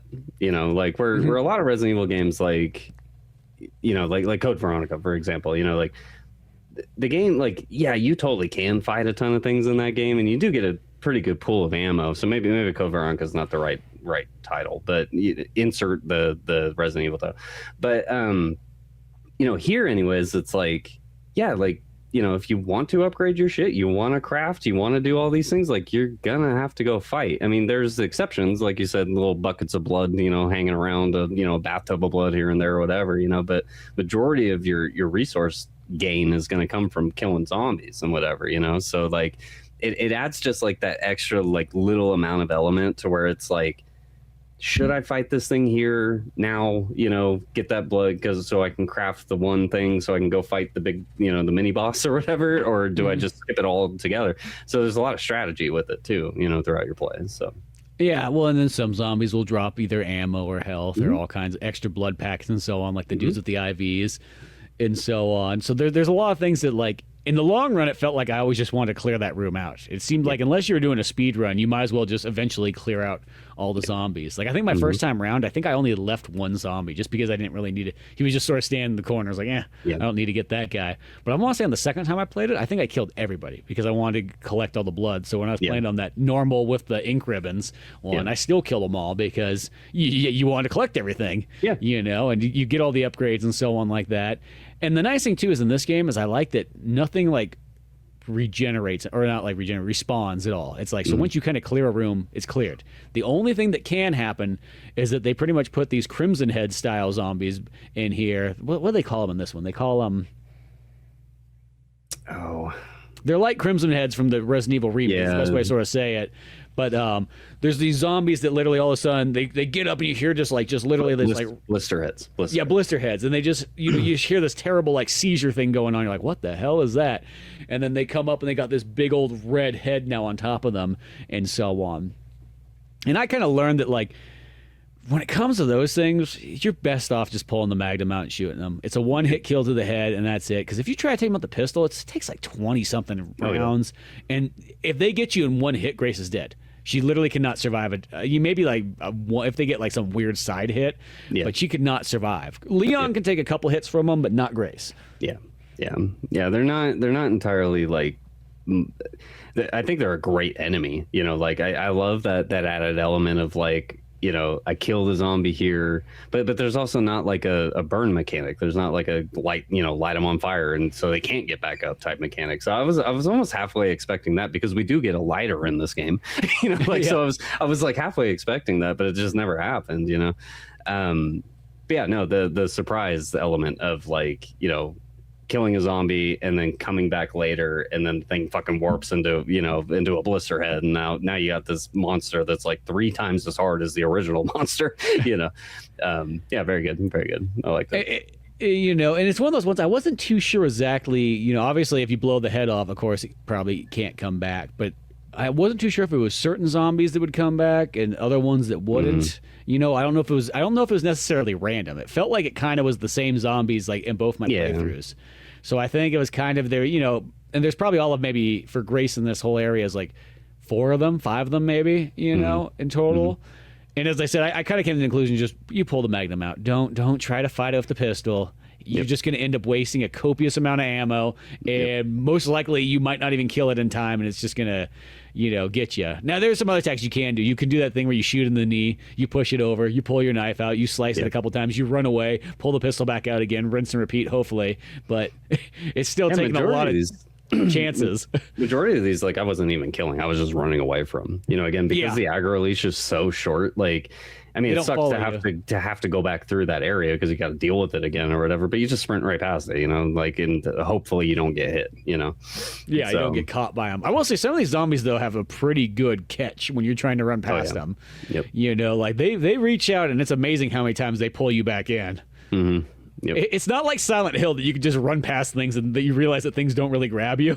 Yeah. They just slow swing at you if they're big fat arms or something. Like, no, these, especially in this one, dude, it's like I would run past them thinking I was good, and that zombie does this quick 180 turn and grabs me. You're like, dude, are you kidding me? Yep. But now we're kind of thinking of there's another boss I'm thinking of here, which I think is a very cool one that you go into the East Wing. It's in the hospital sort of section and so on like that. As I said, we're doing more puzzles, we're finding more key cards and so on like that. Well, you go upstairs to this one area, and all of a sudden you go down this hallway, and this big, huge guy comes squeezing out through, and his name, I want to say his name was Fat Chuck. I want to say there was a note that said what his name was Chuck, and I don't know if it said Fat Chuck, but it said... So we've been calling him Chuck this whole time. I've watched some, posts and research. I've watched a ton of videos. People are calling him Chunk, like Chunky, so I have no idea. Like, I think maybe I read it as Chuck. I gave him an actual name. Yeah. Everybody else was just calling him Chunk. Yeah. Well, because I was like, dude, like that's like a Japanese joke. Calling him Fat Chuck. Yeah, Fat Chuck. Because he's just giant, bloated, fat guy, and he's just storming through, and what I love about it is that he's forcefully pushing himself through a hallway that he can't realistically fit through, but he's trying his damnedest. So he's squeezing through and coming at you and so on. And the first time through, I went through. I had the Magnum already. I'm like, I got enough rounds. I so on like that. I went there, killed them, got the achievement because I kind of assumed you'd get achievement because you seem to get one for all the core bosses. Yep. And I was like, cool, took him out and everything like that. The second time I played it, I just let him kind of hang out. And the weirdest thing is, like, dude, after like a little bit of time, he just completely disappeared. Yeah. Yeah. Like, so he was not in the game for like the next 45 minutes. I was like, well, that's weird. This guy's pretty big just to like oh, I know up and get out of here. Where'd he go? When you text me that, I was like, what? I was like, surely he has to show up in Leon's campaign at that point then, like when you run through that same section. But yeah, no, how strange, dude. Like that one really took me by surprise. Well, and funny enough, he does appear. He did appear at the total tail end of that scene because as we're going through, I guess we can lead up to like how he appears. But there's this other girl you find named Emily, who's this little blind girl who's down in this little lab area, whatnot, and you see her there, and then you see there was another like cell right next to hers that has a hole down there. I wonder who that could be, and. So you keep talking to this blind girl, which I always think about this. There's a blind girl. She can't see you. She has no idea who you are. Doesn't matter what you tell her. I'm an FBI agent. Yeah, sure. Yeah. Yeah, exactly. Whatever. So you kind of go back and forth and everything like that. Well, there's these couple of these puzzles that you solve. That they're like sun, moon, stars, whatever, and you got to flip, and then it opens up and you get a little cube and so on. And then Grace comes across one of them and she goes, "Oh, it's all in Braille." Which all I thought about, I'm like, dude, you solved the last two of them. Just 3 buttons. Random click buttons. It's fucking 3 buttons. Yeah, it's like, I mean, like, what's it going to be? It's, you know what I mean? Like, I bet you we could sit here for 5 minutes and we'll figure this out. Yep. But for some reason, she can't figure it out. So she goes, which seems like kind of a messed up thing. She's like, hey, little girl, I got a key card to get you out. You want to come with me? Like, I know you can't see. You don't know who I am. We only met, like, just recently, and we had 2 conversations so far. But I'm taking you out of this cell, and... The first thing, too, it's like you take this little girl out of the cell. She's in a totally nicely protected cell, realistically, for the moment. Mm-hmm. You pull her out and you're dragging her through here. And what the game wants you to do is you just set her down on this couch for a second and then go clear out the room. And, of course, when I went to go clear out the room, Chuck reappeared. Yep. So Chuck appeared, and then I think there was still a couple zombies in there, but it felt like there was a little bit less zombies because Chuck was there. I almost felt like the first time through there was more zombies because there was no Chuck at that point. Yeah. This time through I felt like there was like 2 zombies and Chuck. Okay. And so he was kind of storming through there. I still didn't kill him because he's pretty easy to run past. Oh, yeah. So I just killed those zombies, went back, grabbed Emily, and then took her through. And then you just got to think about it. This blind girl just hears all this terrible sounds. She has no idea what's going on. Yeah, exactly. No idea. The one dude who was like her doctor or scientist or whatever is dead in front of her cell. Yep. Like shot in the head or something like that. Yep. You're over there sucking blood out of him. Yeah, exactly. Exactly. You're like, oh, sweet, free blood. So I take this poor girl, like the Braille, and then go, hey, here's this fun puzzle. Go solve this really quickly. Like, I'm going to be out here in a second. Don't mind the bullets, the gunshots and death sounds you're going to be hearing. Yeah, I love it. There's a really, really cool callback in the scene of this where Grace runs into her because like this little girl's like sitting on her bed and she's behind this glass wall in the cell or whatever, and she's got this book out and it's a book of Braille, so she's got her finger on it and she's scanning it and whatever. YouTubers have gone in, screenshotted that, and really figured out what that Braille actually said. What it is, it's a reference back to the fairy tale storybook at the start of RE8. Oh, interesting. So the piece that she's reading at that point is the I'm going to paraphrase this. I don't remember the exact words, but it's the scene with the bat. The little girl goes up to the bat, and the bat's hanging upside down, and it bites its own arm, and the blood comes down, and the girl grabs the little little gold drop or whatever and drinks it. That's that scene. That's what she's reading in that book. So it's just like you would never know that as a traditional playthrough or whatever. But like, yeah, it's just cool to have that kind of tie. No, that's neat. And then the other, going back to Chuck real quick. So my first interaction with this dude, I ran from him for a very long time. I just didn't really want to deal with him because, one, I didn't know, how many bullets, how many, how much damage is this guy actually going to take? And then I finally made a save, and I was just like, well, I have the original bullet from Leon. I've found 2 more, Magnum bullets, and I was able to craft 2 more. So I have a total of 5. And I was like, all right, I'm just gonna save it and just try, And yeah, no shit, fucking 5 shots took him out, just like killed him. It wasn't until later, so I beat the game. I started doing a bit of post-end research and whatever, and then I recognized, because we skipped a whole another mechanic that you can do. You can craft these like little hemo injector things or whatever. Mm-hmm. You can walk up behind a zombie and like it's a little purple vial that you can jab into their neck or whatever. And basically it just explodes them, like they get all fucking like puffed up and stuff, like all this blood's like rushing to their head and shit, and just it explodes. Yeah, so come to find out that Chuck, you have to craft 3 of those things, and you have to sneak up behind him 3 times or whatever. But yeah, you can inject him 3 times with that thing and just fucking kill him like that. Yeah, I was like, that's badass. Hell yeah, Yeah, it makes me wonder what would be cheaper: shooting him with the Magnum, or on the pistol, or just crafting those things. Because they do take a little bit of resources to make those things. Well, exactly. Because like you have to come up with enough blood, so it means you're killing shit anyways. Probably with your regular pistol, so normal zombies or whatever. And I forgot what the other resources that you have to combine. I think it's an empty injector or something like that. No, I don't. The empty injectors are those are for like the steroids and like the. That's right. The upgrades for her. So I think you just need the scrap, because it's the same thing that you could do. It's either you can either get pistol ammo, or you can get one of those stabbing hemo things. And then I say about those things kill off the Crimson Head. What are they called?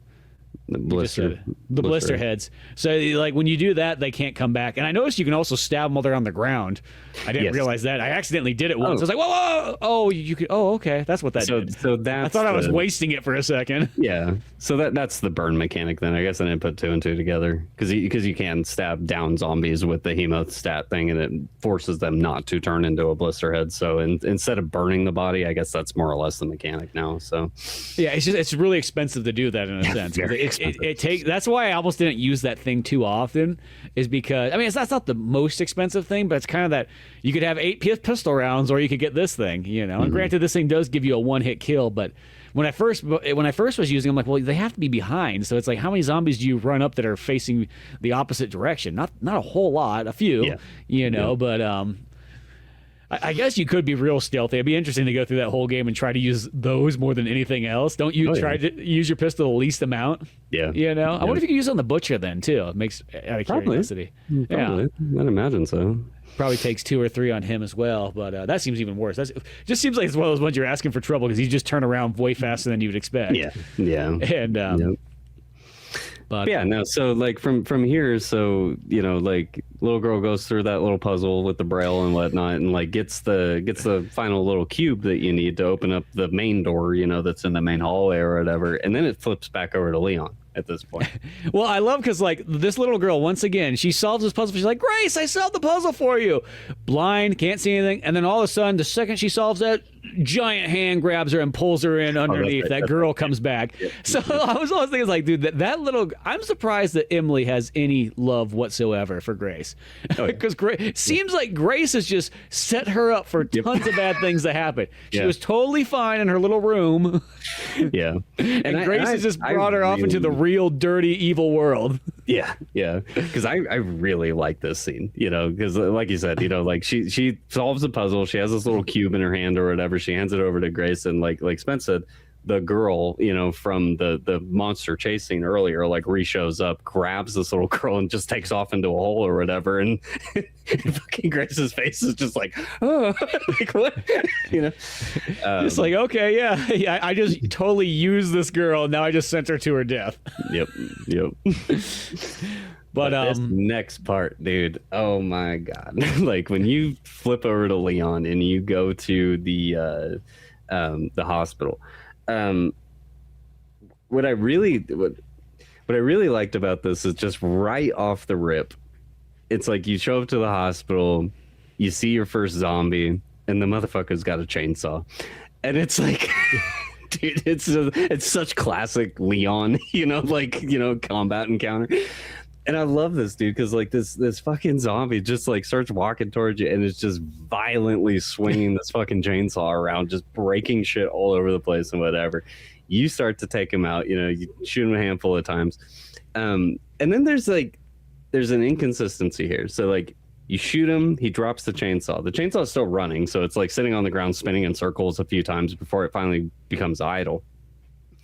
If you're Leon and you walk up to that thing and it's spinning, like it's definitely going to damage you. Like it's going to hurt you. It's going to knock you on your ass or whatever. But it doesn't for zombies for whatever. No, because they can pick it up while it's still spinning around. It's so annoying, man. But, but I will say it's cool, though, that Leon can actually pick up the chainsaw and use it, because that was something that I remember always talking about in Resident Evil 4, where you're like, man, you know how cool it would have been if Leon could just pick that chainsaw up and use it? Yep. And that never happened. In this game, when they did, it's like, oh, badass, I can use it, and Leon can cut these zombies in half and everything. The only downfall is you just got to make sure that other zombies don't pick it up, because for some reason, when the zombie gets the chainsaw, they also get a bunch of extra health points, too. Yep. So talking about funny death animations, this one happened to me too. So it's like, you know, I kill that first zombie, I pick up the chainsaw, I start hacking my way through zombies or whatever. Tons of fun. There's a animation that if you walk up behind a zombie or if they're facing away from you or whatever, Leon takes that chainsaw and literally just rams it right into their back, you know, and it's popping out of their chest, blood spraying all over the place or whatever, and Leon lets go of it at this point, you know, and the chainsaw's still running, the zombie's still alive, and it's still following after you, you know, arms out, like chasing after you, blood spraying all over the place and whatnot.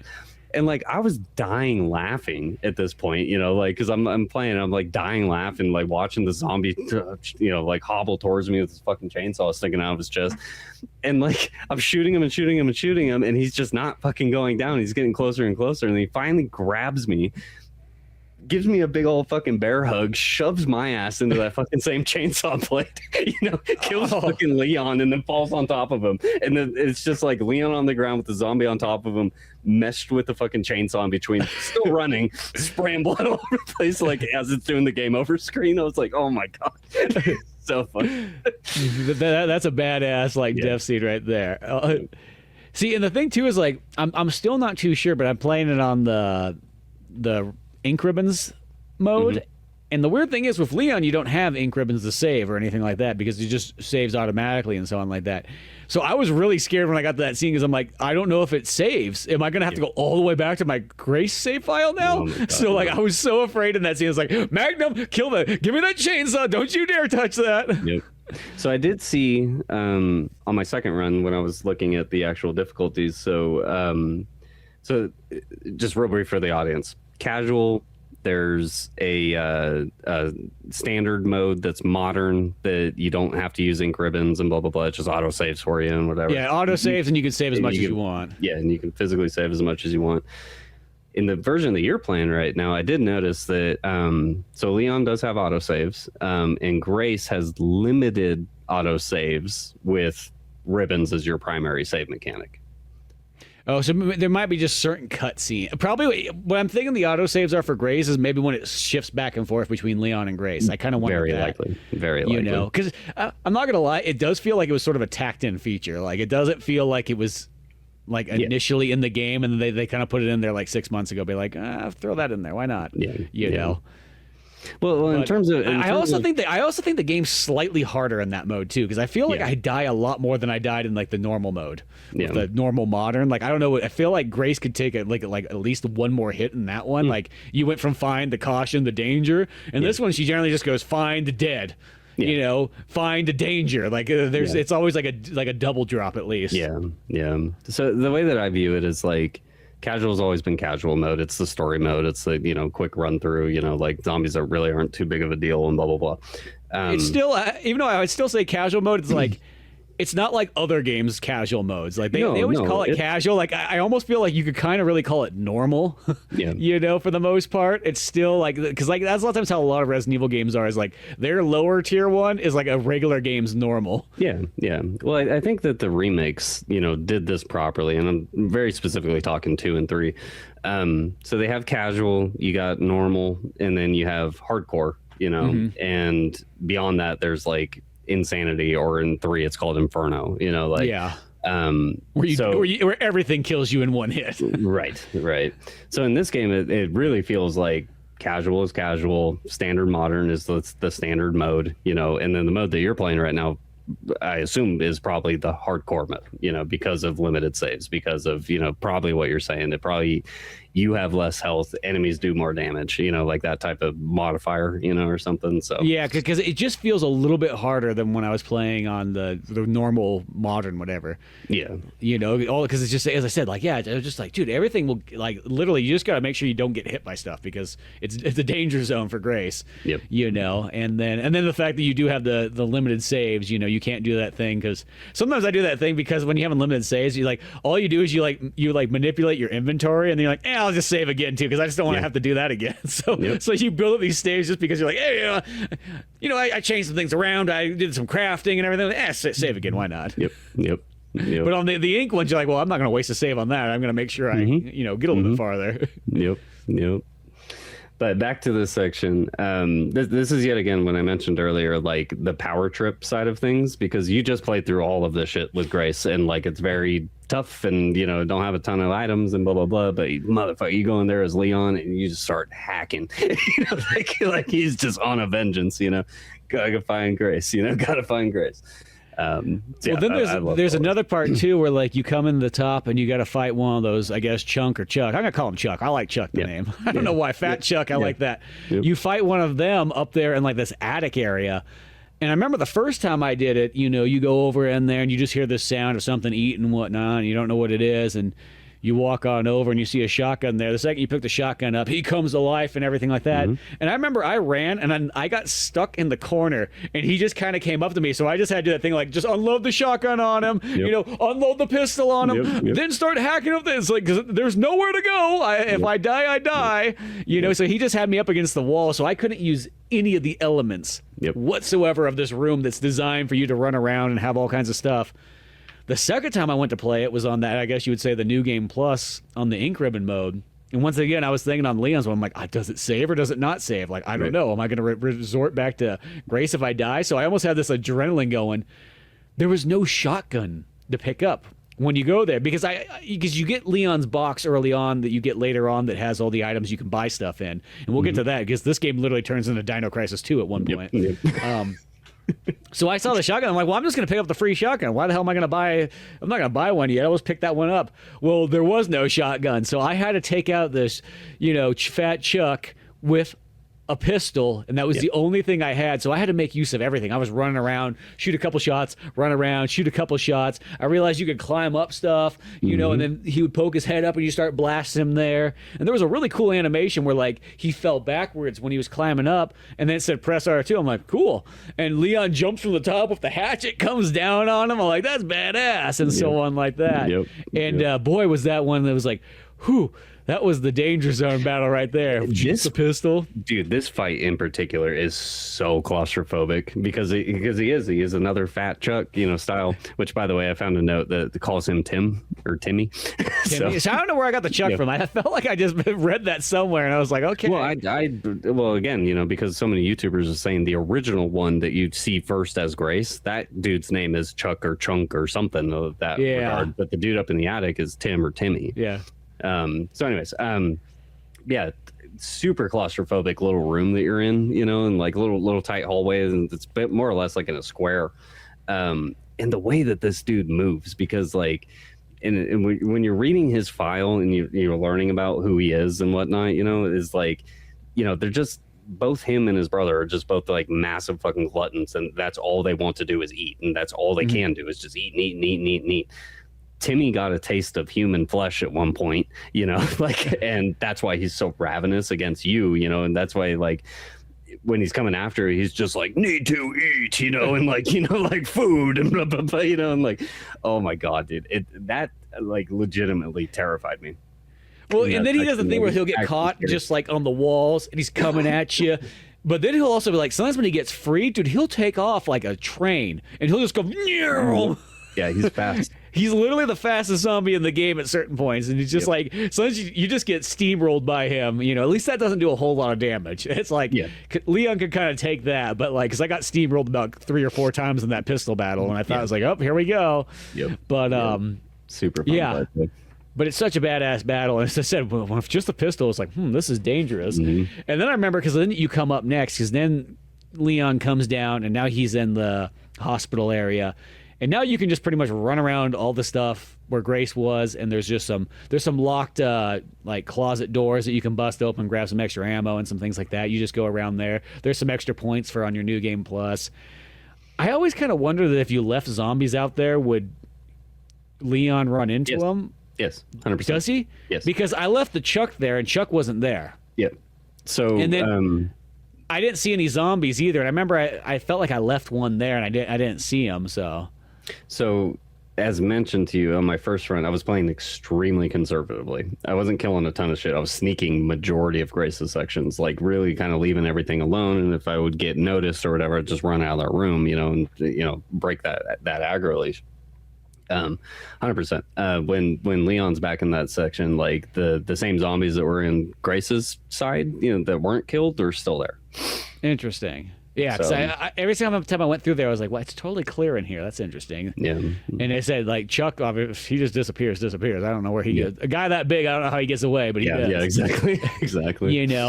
But I remember on my second playthrough, because once again, I only had the pistol, is you have to go upstairs to, like, the third story, and you have to battle, like, 5 of those blister guys, like, in a row. Mm-hmm. And I was like, dude, this is going to be intense with no shotgun or anything like that, and just the pistol.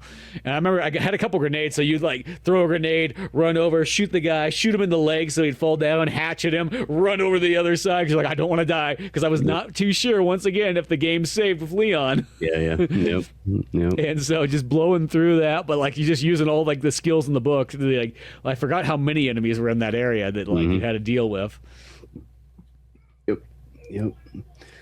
I'm trying to remember how this part ends when you're with Leon. I don't remember.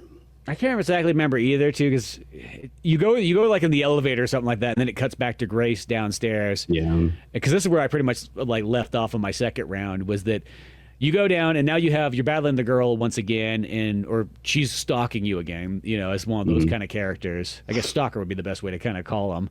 Yeah. And you're in this basement level of the hospital, and now you got kind of these light things you can turn on and off, because you get these different like kind of battery, what do they call them?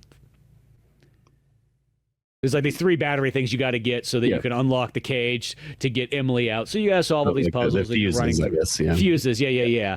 And you could set them up, and then it turns the lights on, then the girl can't get you, and so on like that. There's a couple of zombies just strolling around down here, and so on. And it's kind of a neat, dark area where it's just real scary. There's some real, like, intense moments. There's all these zombies, like, kind of like strung about or in jails and so on. And then, of course, the girl will pop out consecutively here, and just as long as you don't really run into her, it's kind of fine. But you could just mostly throw one of those lights on and just watch her burn. Yep. No, this is again, like, this is very classic survival horror. You're picking up these, what we are calling fuses. I don't know exactly what they're called. They're just like these like power node type things or whatever that you can stick into these like little slots, and they power up the room and whatever. But there's like a very clear-cut image in my head here of a section where you're on the final one. You've collected 2 of them. You need 3 of them in total or whatever. You're about to pull the final one because you've done all the puzzles at that point. You have an open pathway to the room that has the 3 ports that you got to put them all in or whatever. And I remember like standing there looking at that last thing, knowing that as soon as I pull that, something's gonna happen. Like, I know something's gonna happen, like, so I'm like prepping myself for it, and I pull it, and like all the power goes out and whatnot, and I'm just like, okay, no noise, no nothing. I literally turn Grace to the left, like, and she comes out of the fucking ceiling and just bam right in front of me. I'm like, it was just that minor, just like moment of silence, going, oh shit, nothing's gonna happen to. Oh fuck, yeah, they did. Like, dude. Yep, that happened to me, and I 180'd it, slammed that battery back in. Yeah. She did get one slap on me there, but still. Yeah. It was weird because she got a slap on me, but then she got burned like mid-slap. It was like almost like the game was all working together. Yeah. And so I kind of got hit, but then like it went to like her getting burned and having to jump up there. Mm-hmm. But there's some interesting scares down there and so on, but it's more like you're just solving puzzles and kind of going from point A to point B and back and forth and collecting these. And these are those kind of things that's like, these are those scenes for me, it's like sometimes they're like, I could kind of like, they're not bad, but if they weren't in the game, I probably would like it a little bit more, just because sometimes I kind of hate those, like, okay, here's that creature come back again and so on. Granted, once you kind of know what you're doing, it's not so bad, but sometimes it can be a little bit annoying here and there where you're like, okay, she's in the way again, okay, wait for her to go and then go. But this one's not so bad because she goes up and down. It's not like she just stands in a hallway and you're like, come on, move along. You know, she at least gets out of the way pretty fast, and that light mechanic kind of keeps her at bay. Yeah, because there's like floodlights and stuff in this area too, right? That you can turn on, or is that because when you plug the batteries in, it turns the certain lights on and so on like that, you know. And this is kind of where I left off on my like playthrough is you grab finally Emily, and then you're able to run her out, and you got to get by the zombies and everything like that, and you get in this little elevator thing and you go up. And the first time I played the game, like, you go up in the elevator, and then all of a sudden the girl breaks through and, like, starts reaching her hand down. And I just remember crouching and just being like, well, she can't reach me. I'll just sit here and wait it out, you know, and got to the top, got on out, you know, and got away. Dude, my last couple playthroughs, I kept dying right there. She would, like, reach down, and then just all of a sudden just grab me. And I was like, what the hell? And then I shot her with the Magnum once. It's like, okay, I shoot her with the Magnum. Then I started shooting with the pistol just to kind of keep her there. She still grabbed me. And I was like, what the hell is this? I was like, is this the scene that Grace almost loses her leg when the monster's hanging onto it? Yeah, so that's I just couldn't get to that part on that second playthrough, because what you do is you get up and you get out of the elevator, and then as you're running away, the thing reaches its hand out, grabs Grace, pulls her in, and at first it's like, it looks like the doors are going to shut and then the elevator's going to crash down, and it gives you this scene for a split second. You're like, oh, did Grace just lose her leg? Which didn't seem that out of the question, because that's practically what happened in Resident Evil 8 all the time, is Ethan just lost body parts and then peed on it practically. Said, good to go, wrap a bandage on it. You know? But no, it's like, oh, it just chops her hand off. But I thought that was a really cool way that they staged that shot. You know, because like she's even like fucking like wincing, you know, like as it happened, you know, and she's like laying there, not really looking at it, going, and then like the camera pans over and like her leg's fine, and you know the monster's arm's still dangling there or whatever, you know. I thought it was a really cool frame too. So, you know, and then from this point, Grace, you know, you finally get out of the hospital. Now you got all 3 cubes. Emily's probably confused as all can be, whatever. You know, you're taking her out. And then they have that other kind of neat scene where you find the helicopter pilot just randomly out there waiting on, like, hey, I got a helicopter, but there's a key down below, but I got a bum leg. You look like a young girl that can survive. Well, why don't you go down there? You go down there and you go find it. So you kind of go down into like kind of like a first looking laboratory area, find that key, find a bunch of zombies coming towards you and whatnot. It's a pretty neat one. And then of course when you get back up, you get in the helicopter, all the zombies are coming out at you, cutscenes going, it's going crazy and so on like that. You just know that helicopter's going to crash. Once again, I picture you got Emily there, blind, has no idea what's going on. You leave her with this random dude, this random old man just out there by the helicopter. I know. And I really did you watch any of the special features after the fact, like once you unlock the video? Like that kind of making of where like you see just everybody in like the the mocap stuff and all that. Stuff. I thought that was kind of interesting, those shots and so on. Because this is one of them, you know, like and it shows like the two actors, you know, like Grace and the black pilot or whatever, and they're like sitting in the cockpit. This like very broken like frame, you know, looking thing or whatever, you know, per mocap and whatever. But yeah, like all the other zombies like literally climbing on top of the helicopter and like breaking their head through the fucking windshield and shit, you know, like it's just, I don't know, it's cool. It's really cool. You know? It's like those things you see. It's like one of those ones. It's always kind of neat, but then you kind of look at nobody has to animate anymore. Exactly. That's all I think when I watch that stuff. It's like, boy, that just got rid of the animator job. Yep. It's not like Lara Croft where all her moves in the original game are hand animated. Yeah, exactly. Yep. But I almost want to say, because after this point here, this is where you finally get to switch over to Leon, and you get the full kind of Leon game coming in next. And this is where the game turns into Dino Crisis 2. Yes, sir. I had no idea what you were talking about when you texted me that, because Spence was notably like, you know, a couple chapters ahead of me at any given time throughout this whole run.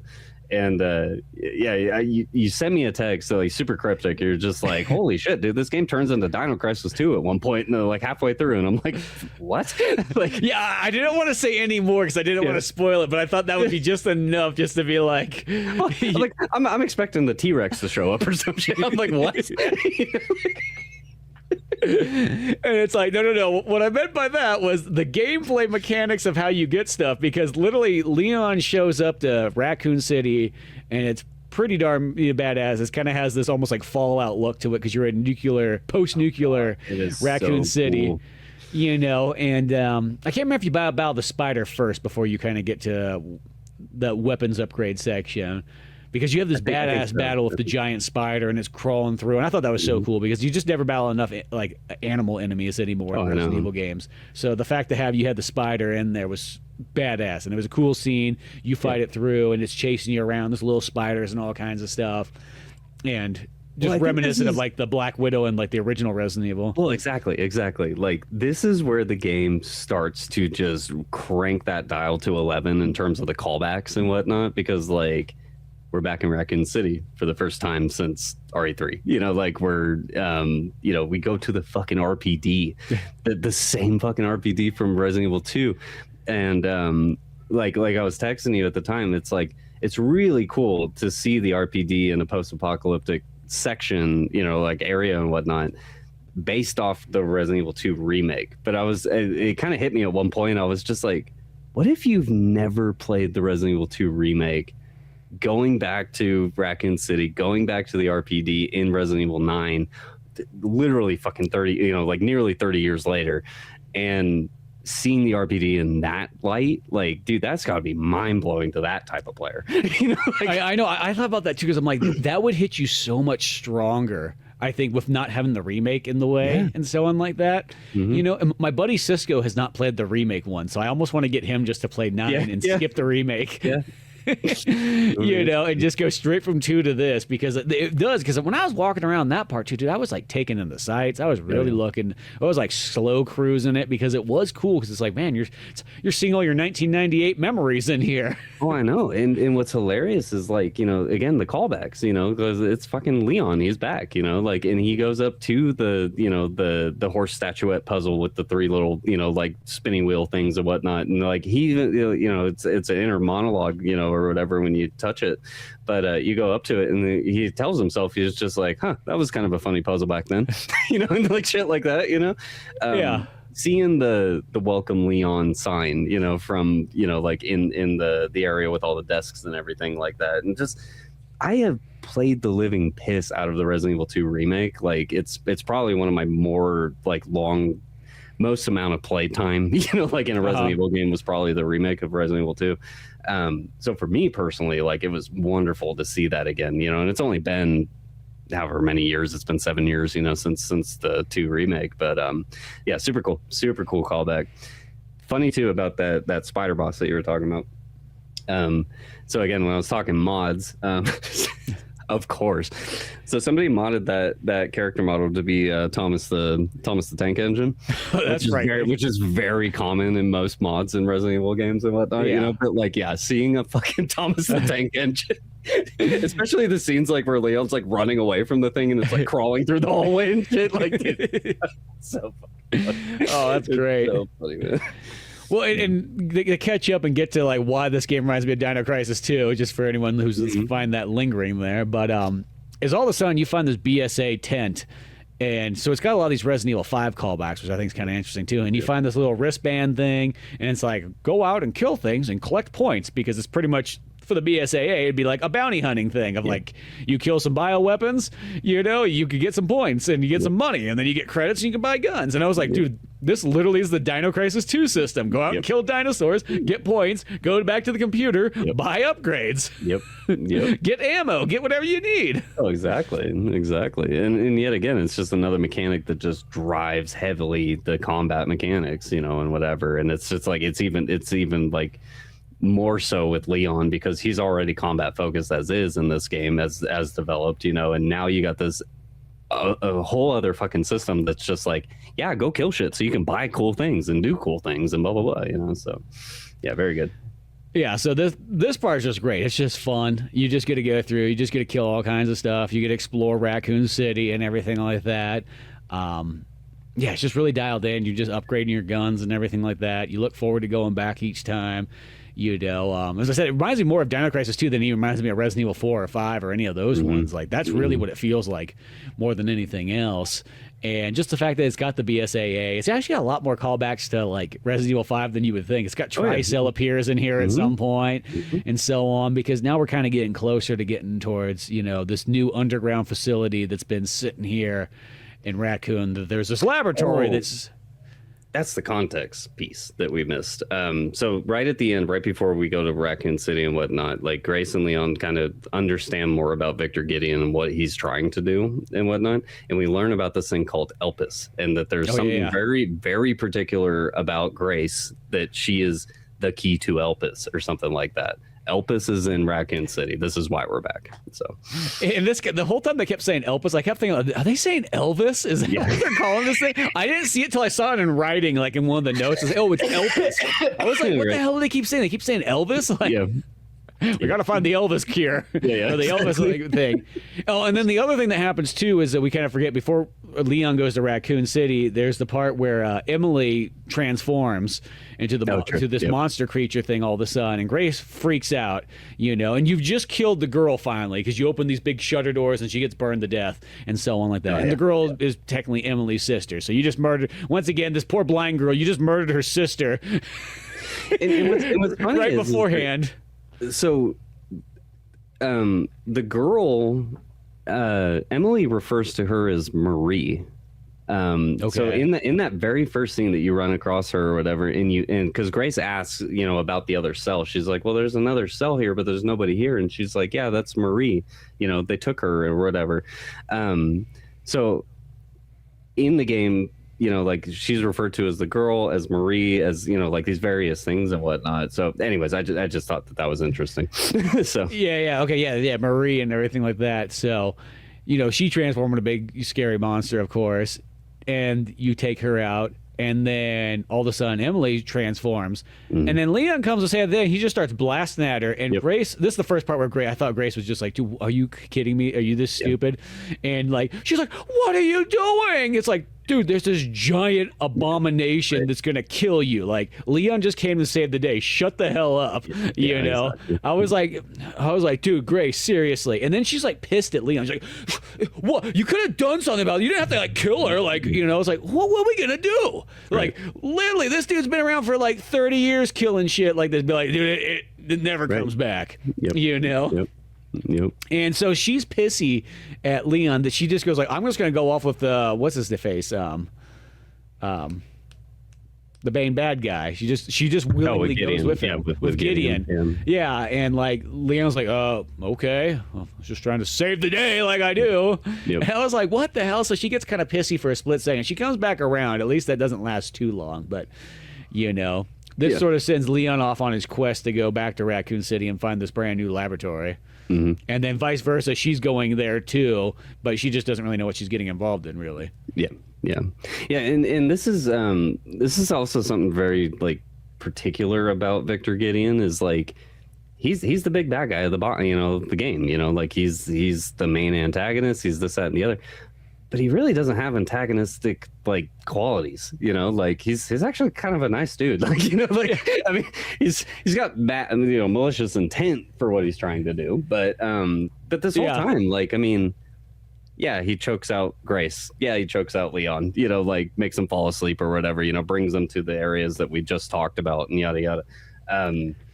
This whole section, you know, like he's just explaining to, you know, Grace about, you know, Elpis, and you know, she's the key and blah blah blah and this, that, and the other, and she's just like, okay. Like, just goes along with it. Now it's just like I was just like, okay, like I had to roll my eyes there, but then, you know, and then as Leon's going in there, he goes through this whole Raccoon City part where, you know, you got to work your way deeper into the city, and you know, you go through kind of just these like challenge areas and so on. You got to collect different these devices so you can like activate this bomb that for some reason BSAA left there, and then you get a cool motorcycle scene eventually. It just comes out of the blue, and you're like, here we go. Here's this like on rails shooting scene. There's these wild dogs running, you're blasting them and stuff, and then Victor Gideon comes flying in on a motorcycle. You shoot him, you get an achievement. Yep. This whole section, brother, like I text you right after it happened to me. I was just like, it's fucking Nathan Drake in Uncharted, dude. Like, I mean, 100%. It's like, it's almost identical to the Uncharted 4 scene of literally Nathan Drake on a motorcycle, like running through this whole section with all this crazy chaos going on. But it's great, dude. Like it totally, like it. This is probably like one of the more like RE6 peaks that I noticed in the game, where it's like a bit over the top, and whatnot, but like it's cool, like it's a really cool action scene. I enjoyed it. Well, it's the one kind of thing that makes this game, I think, work really well, is the fact that I feel like it comes across like Resident Evil greatest hits. Mm-hmm. Like it literally takes the best elements from a lot of different Resident Evils and kind of jams them all in here. Yeah. So it's like one of those ones, if you're very open-minded and you like Resident Evil like 1 through 9, or at least the majority of them, you're gonna find stuff in here that like is from kind of each little like section that's like, oh, that's a cool feature, that's a cool feature. And then it's like, it doesn't kind of do the thing where it's like, for some people that like might not like Resident Evil 5 and 6 as much, this game kind of owns up. They're like, no, we still got Resident Evil 5 and 6 elements. For the people that like that stuff, we got that here. Yep. So I think that was kind of cool. It's just like one of those ones, it's like you kind of got the best of both worlds, Yep. Or the best of all three worlds. So I always look at Resident Evil like it's 3 different eras. There's, Prime, 1 through Code Veronica, 4 through 6 with Revelations, and then 7 through 9 in the remakes. Mm-hmm. Yep. 100%. But as we kind of go through, we kind of learn more of the, like, okay, we go through the Raccoon City Police Department. And as you finally get in there, you finally find there's a Mr. X that's been brought in there, too, to kind of chase you around for a moment and so on like that. Yep. And he starts bursting through walls, and you just got to kind of run away from him. It's kind of like a scene. Like, you can't kill him at first, but it's a scene. So that never really bothers me. You just kind of go. But I love Leon's reaction to this, So, like, Mr. X just fucking shows up again, and, like, granted, per the files and stuff about him, he's, like, the new T501 model or whatever. Yeah, it's different Mr. X. It's fucking Mr. X. And Leon just like goes, you again, like, oh shit, this is happening all over again. And then Leon gets punched in the gut. He's like, I remember that punch. Yeah, I remember that punch. Yep. So good. So good. But then you get to battle him out, and he turns into his tyrant form and so on like that. You blast him in the heart and whatnot, which I remember I just used like that bolt action rifle on him for that scene. Because, Leon's got all sorts of, he's got machine gun, he's got the bolt action rifle, he's got the shotgun, he's got all sorts of stuff going down. And then I want to say this kind of leads us into like where we start to get to like the laboratory stuff. Next. Yeah, so we have a little bit of the orphanage happens right before labs. Yeah, there's a bit of orphanage. And this is probably out of all points in this game, this is probably the lowest point in my opinion. And it's where you get to play, as a little girl, as more or less a clone of, I don't know if we want to get to that quite yet, but anyway, so like you're a clone of somebody. And, you notice that like it's another hide and seek section, and whatnot. And there's like these little demonic kids that all have like all this scarring all over their heads and whatnot. Like they've had like brain surgeries and shit. And but they're like literally fucking like demonic looking, like they got bright red eyes and like, or just like the la la la la la, like as they're walking around, and like they're like killing all the hospital staff or the orphanage staff and whatnot. And like I don't know, it's just like it's a real brief section. Like it doesn't take very long, but it's definitely a low point. I feel like it kind of took the wind out of my sails, like because I hate to start. This is the one thing that like I don't really. They want to put these like kiddie sections in games where they think that like, oh, it's scary because it's little kids and you're a little kid that can't fight back. I never like these in like the horror games. I just think they're kind of boring and they're slow. It kind of ruins the pace. It offers some insight story, but it reminds me like the same thing with the Sherry Birkin one in the Resident Evil 2 remake. That was like, this isn't fun. Like this is just kind of dumb.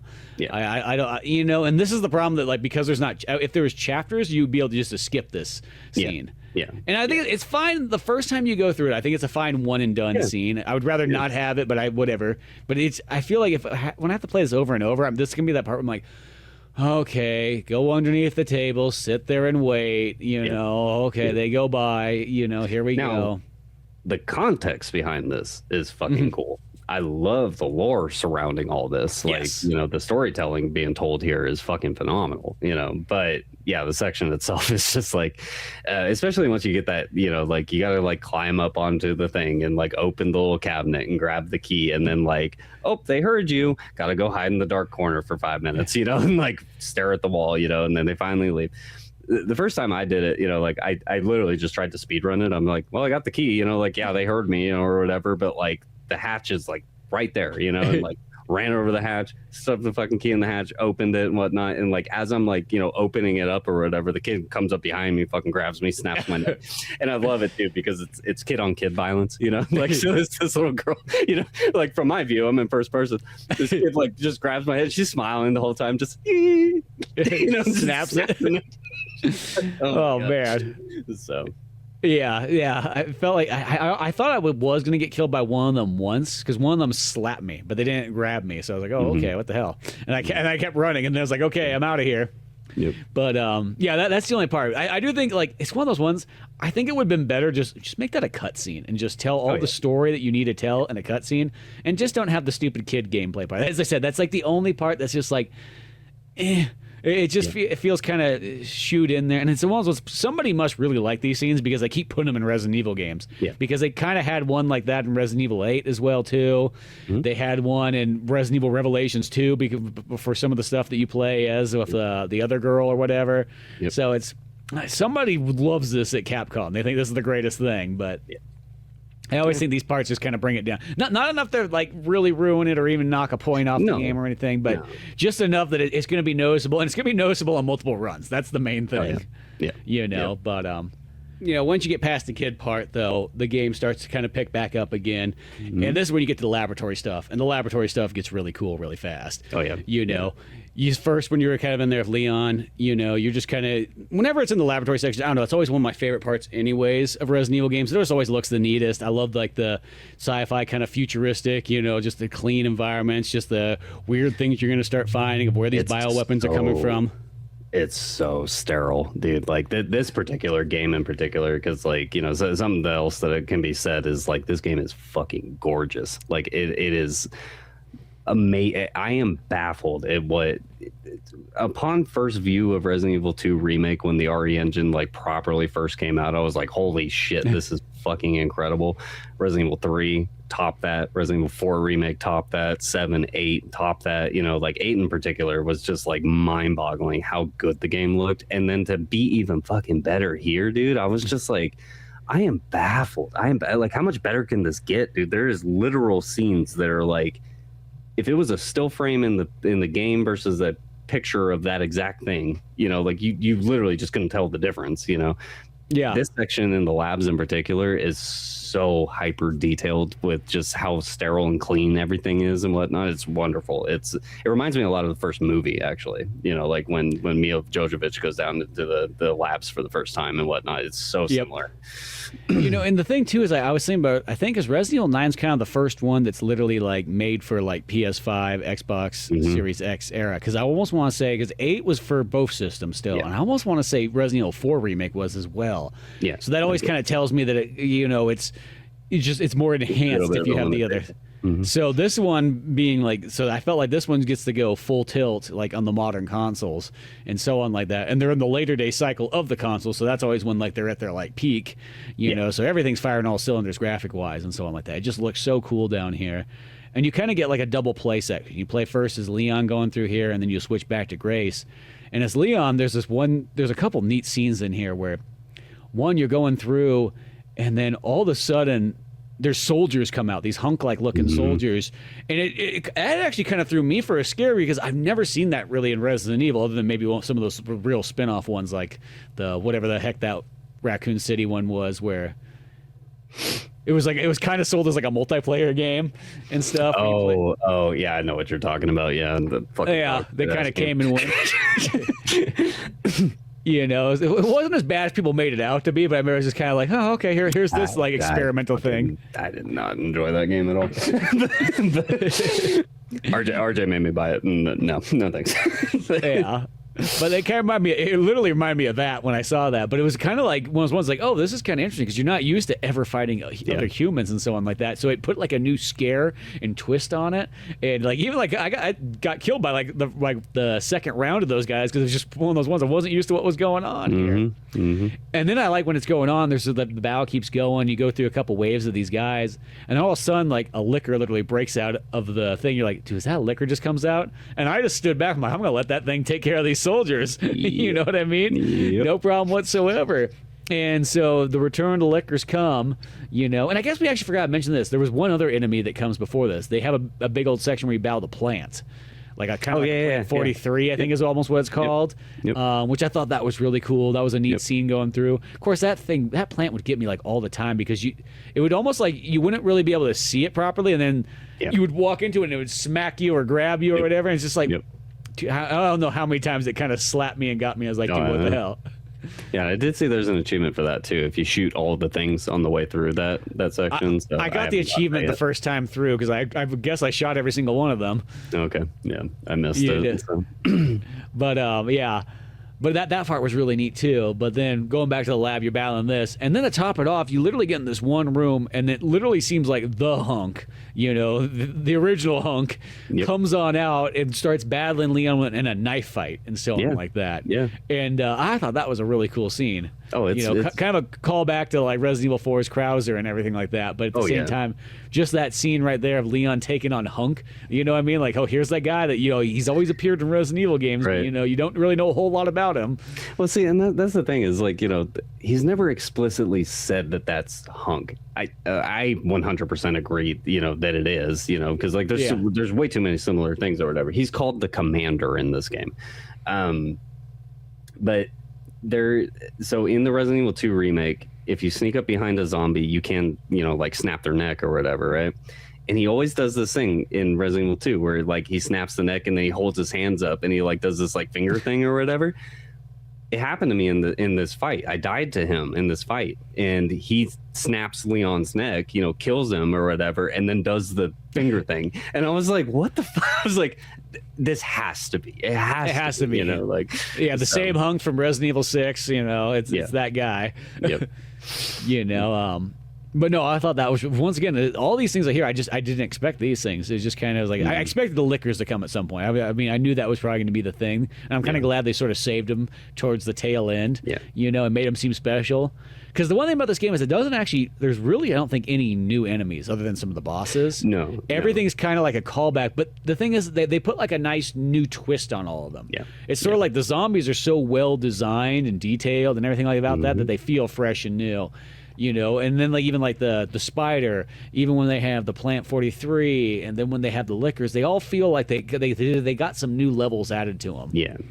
Well, in a big portion of like storytelling narrative that we're being told as as we're exploring, especially the lab sections and whatnot, is like we're learning more about like this new strain of virus and why zombies act the way they do, why it's so much different than the T virus, the T Veronica virus versus the G virus and all this. This virus is like more or less about mind control and like, taking over somebody's mind to where like you can control them that way.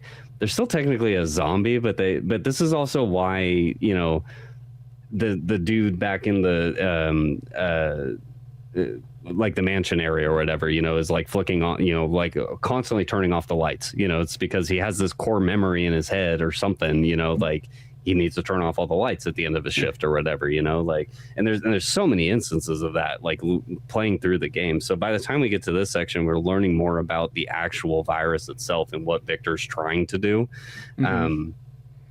Like I thought it was really, really fucking cool, I don't know. I really enjoyed this whole section and finding all the notes and learning more about, the virus and like what's actually going on.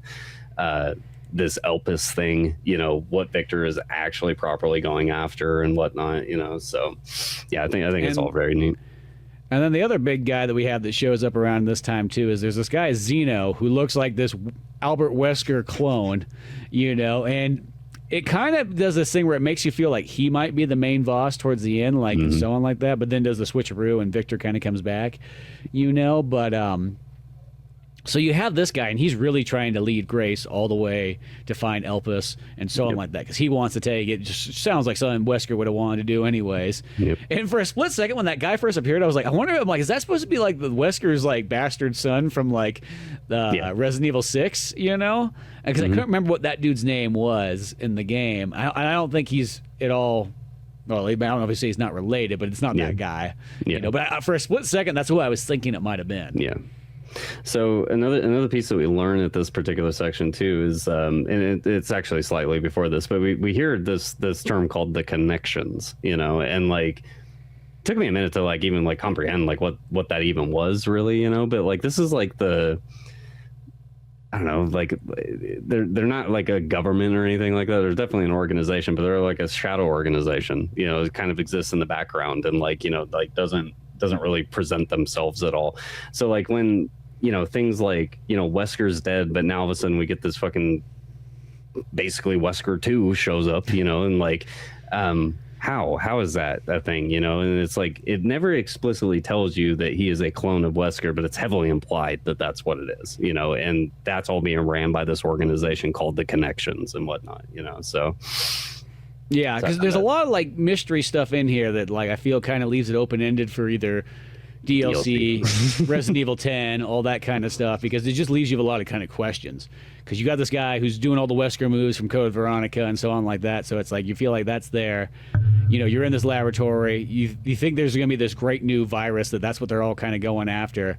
But then all of a sudden you kind of learn the story that there's these like files that Grace finds where she finds these ones that her mom is the journalist has taken and has all this footage, and she went to go interview Spencer, and there's a scene where like old man Spencer's like sitting in his wheelchair like looking out the window like talking away from the microphone and stuff, but he's kind of doing like I just kind of feel bad for the things I did, like I got kind of regrets about this stuff here, and that's, sometimes you release a virus and you think it's going to be fun, and it's different. I don't know what I was expecting, but that's what it was and stuff. And then all of a sudden this guy brings in this baby. He's like, and this is the greatest thing ever. This thing right here, this is the golden child. I love this thing. What's her name? Grace. Yep.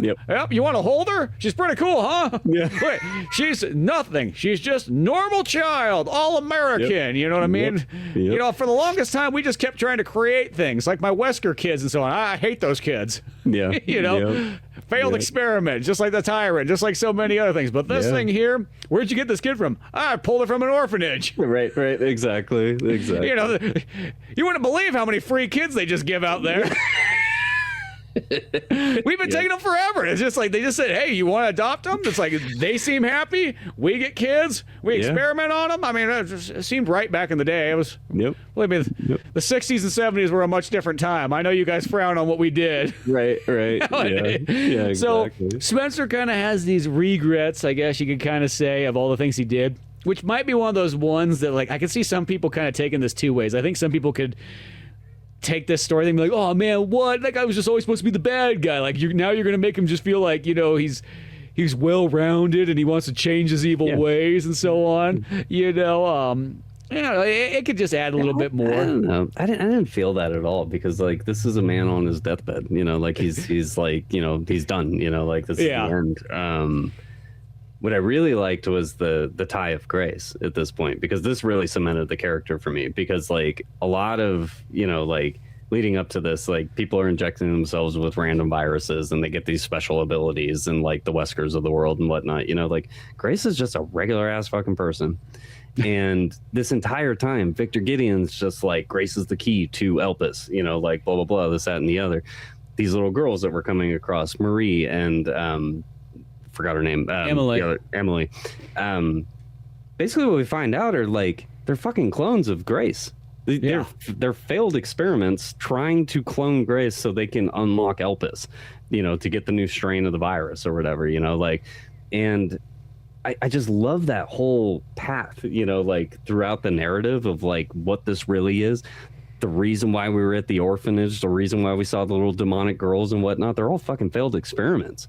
And like, it's fucking brutal, like, it's like, oh my God, I loved all this, man. I thought it was really cool, you know. So Spencer at this point, you know, like I said, like it's just the old man, you know, like should they have done this with his character? I don't really know, you know. Because I mean, like technically, he's dead at this point. I mean, fucking Wesker kills him in 5, you know, like so. I mean, Yeah.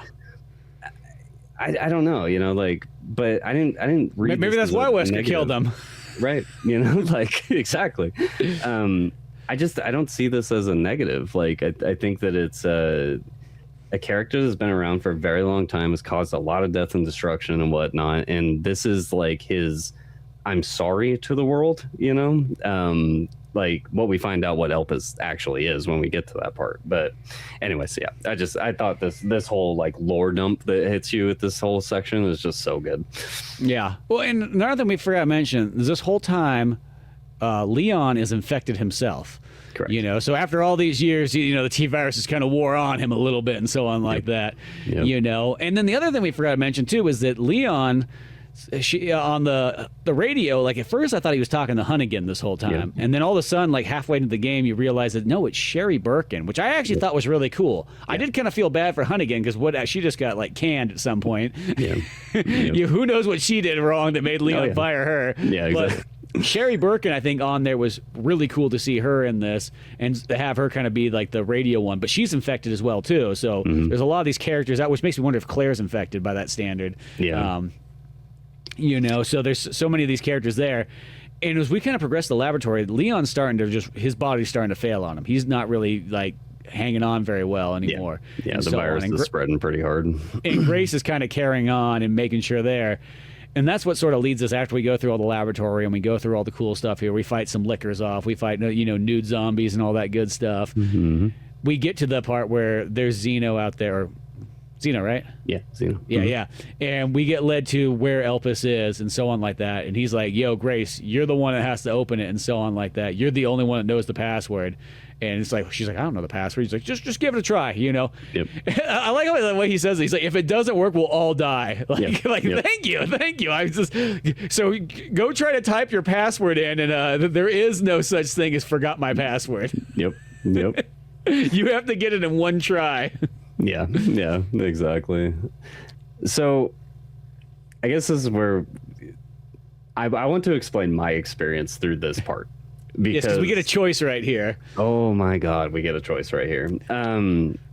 So at this point, I'm roughly, you know, per my play clock on Steam, like I've been playing this game for about maybe like 13, 14-ish hours, somewhere around there. Very heavily invested. I just went through all the crazy lore dump stuff that I just talked about and blah, blah, blah.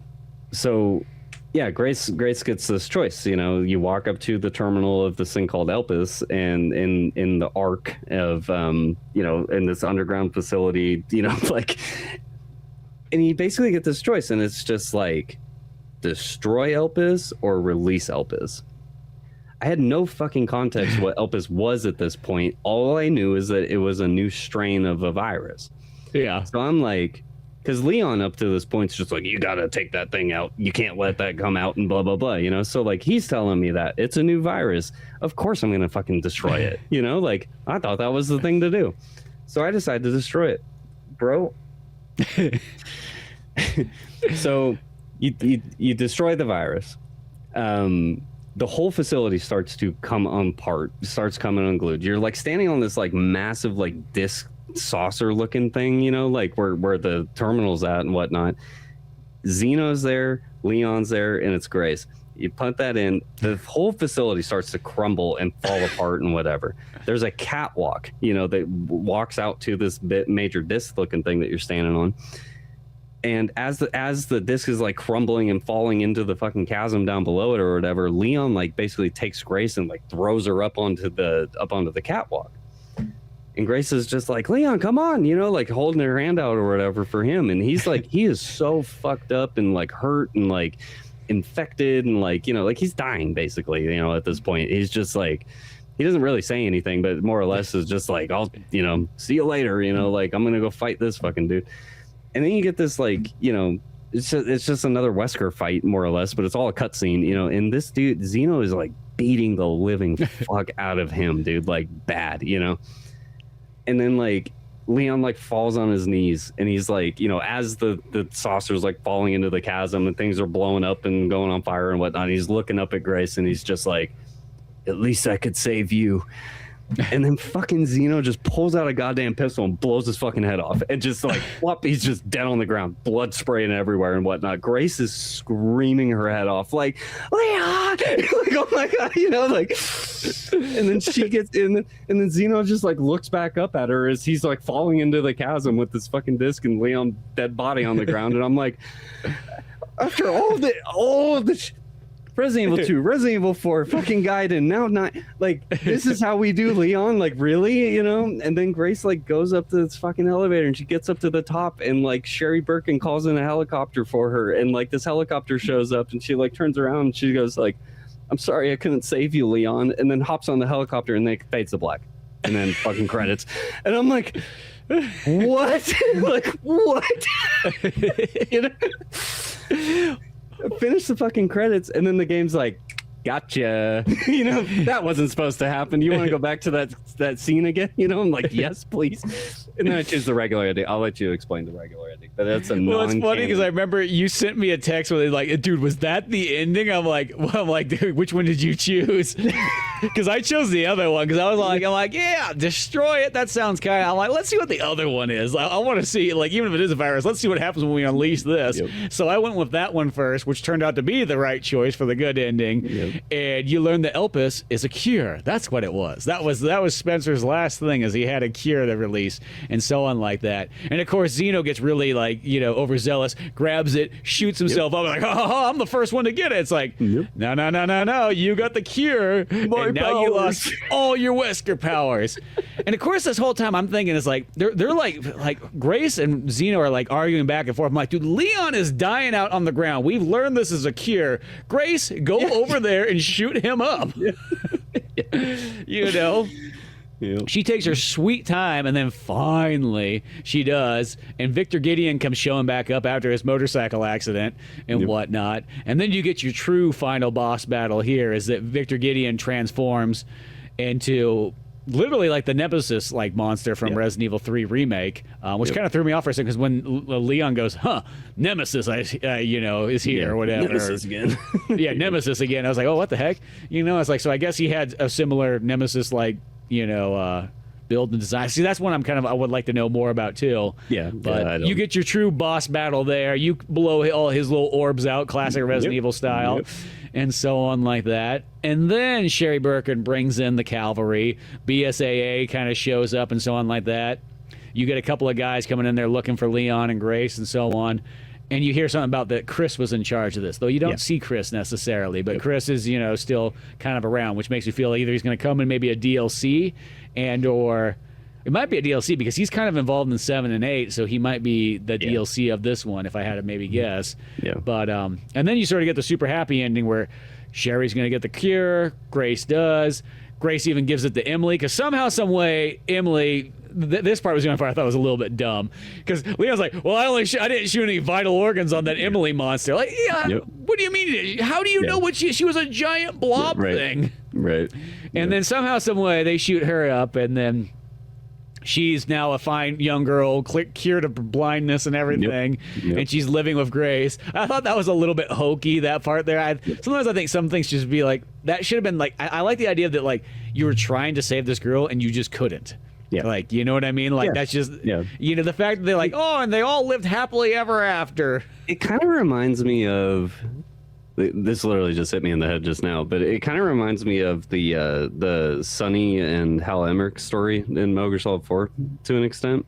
Yeah. Like, there's a little bit of similarity there. So, but, no, I mean, I don't know. I thought it was good myself. Like it is weird that, you kill this mega monster or whatever, and there's just like a little girl's body that just exists in the monster as it's lying there dead, and you just inject it and like she's fine, but again, this is a Resident Evil franchise. We're talking about anything is possible. Well, this might be like, it was like Leon's like, oh shit, you mean we could have just cured all these things, and I've just been killing them for years. Yeah, exactly. like, oh, I hope they're not going to come back on us for all that. Yep. Yeah. You know, like my body count's like, 10,000.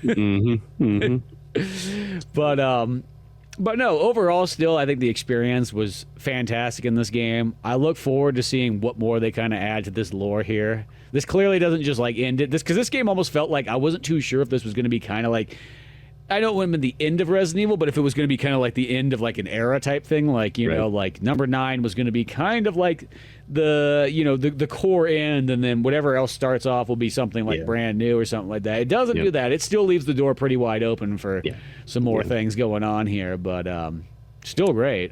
Oh yeah, no, and it like you said, it leaves so many questions, like what's going to happen with Chris next. I personally think like, this game has set up a perfect like Chris campaign for Resident Evil 10, more or less. I very much agree with you. I think that he will be in the DLC to some extent. Yeah, but we need to learn more about Xeno. We need to learn more about like that dude. We need, and I'm trying to think of who else. Like Victor, I wish Victor had a little more flavor text. There's still some things about him that I'm just like not entirely sure. And then, God damn it, who else? There's one other character that, the Hunk character, the fucking commander. Yeah. Like, I think more so than anything, like there will probably be a first DLC that'll kind of be centered around that, and like maybe that faction like getting to Arc and maybe even playing as Hunk, like getting to that part, and playing through up until the fight with Leon or whatever. His squad kind of coming in and everything like that. Yeah.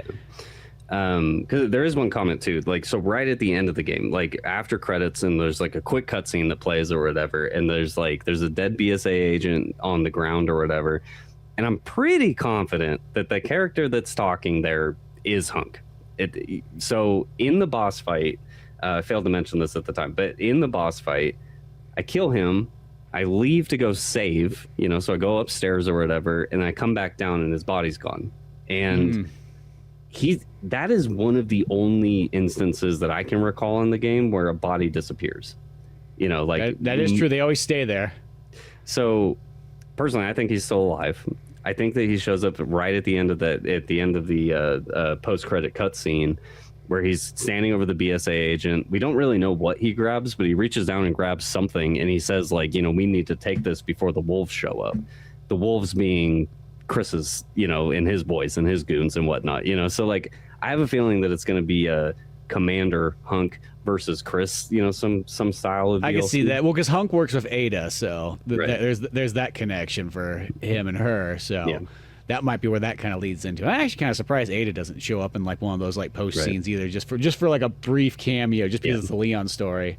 Yeah. But no, it does leave a lot coming forward that I'm actually really looking forward to. But still, at the end of the day, like overall, this was probably one of the best Resident Evil experiences that I've had in a long time. To me, it was definitely better than 7, and even 8, even though 8 plays really good. Don't get me wrong, but just Resident Evil wise, this felt like it was a Resident Evil. So if there's anybody out there who kind of felt like Resident Evil kind of, once again, left the scene for them other than the remakes for the last while, like this game I felt like really brought it back. Like this felt like a classic Resident Evil in both ways. Whether you liked Resident Evil 4 or whether you liked Resident Evil 1, this one kind of carried a lot of that stuff in there. And then it felt like a great sort of sequel for Leon to Resident Evil 2, you know. Yep. So... I'm real confident in saying this. Exclude any of the remakes. I believe this is probably my favorite Resident Evil game since 4. Really? Mm-hmm. Yeah. I was trying to think about where exactly this one was. I like it definitely more than 7 and 8. I don't know if I definitely don't like it more than 5 and 4. I probably don't like it more than even 6. I do like 6 quite a bit, so I don't know. Yeah. But I do. See, I don't have the full context of 6 yet either. So yeah, and 6 is one of those ones I think you got to get kind of deep into that game where it starts to really kind of stand out more. Yeah. Because it's a big game. It's got a lot going on for it. Yeah. But definitely I like, as far as all the new ones, I like it pretty much more than all of them. The only one I would maybe say is Resident Evil 3 remake, if we're counting that one. If we're counting the 2 remakes in there, or the 3 remakes, I guess.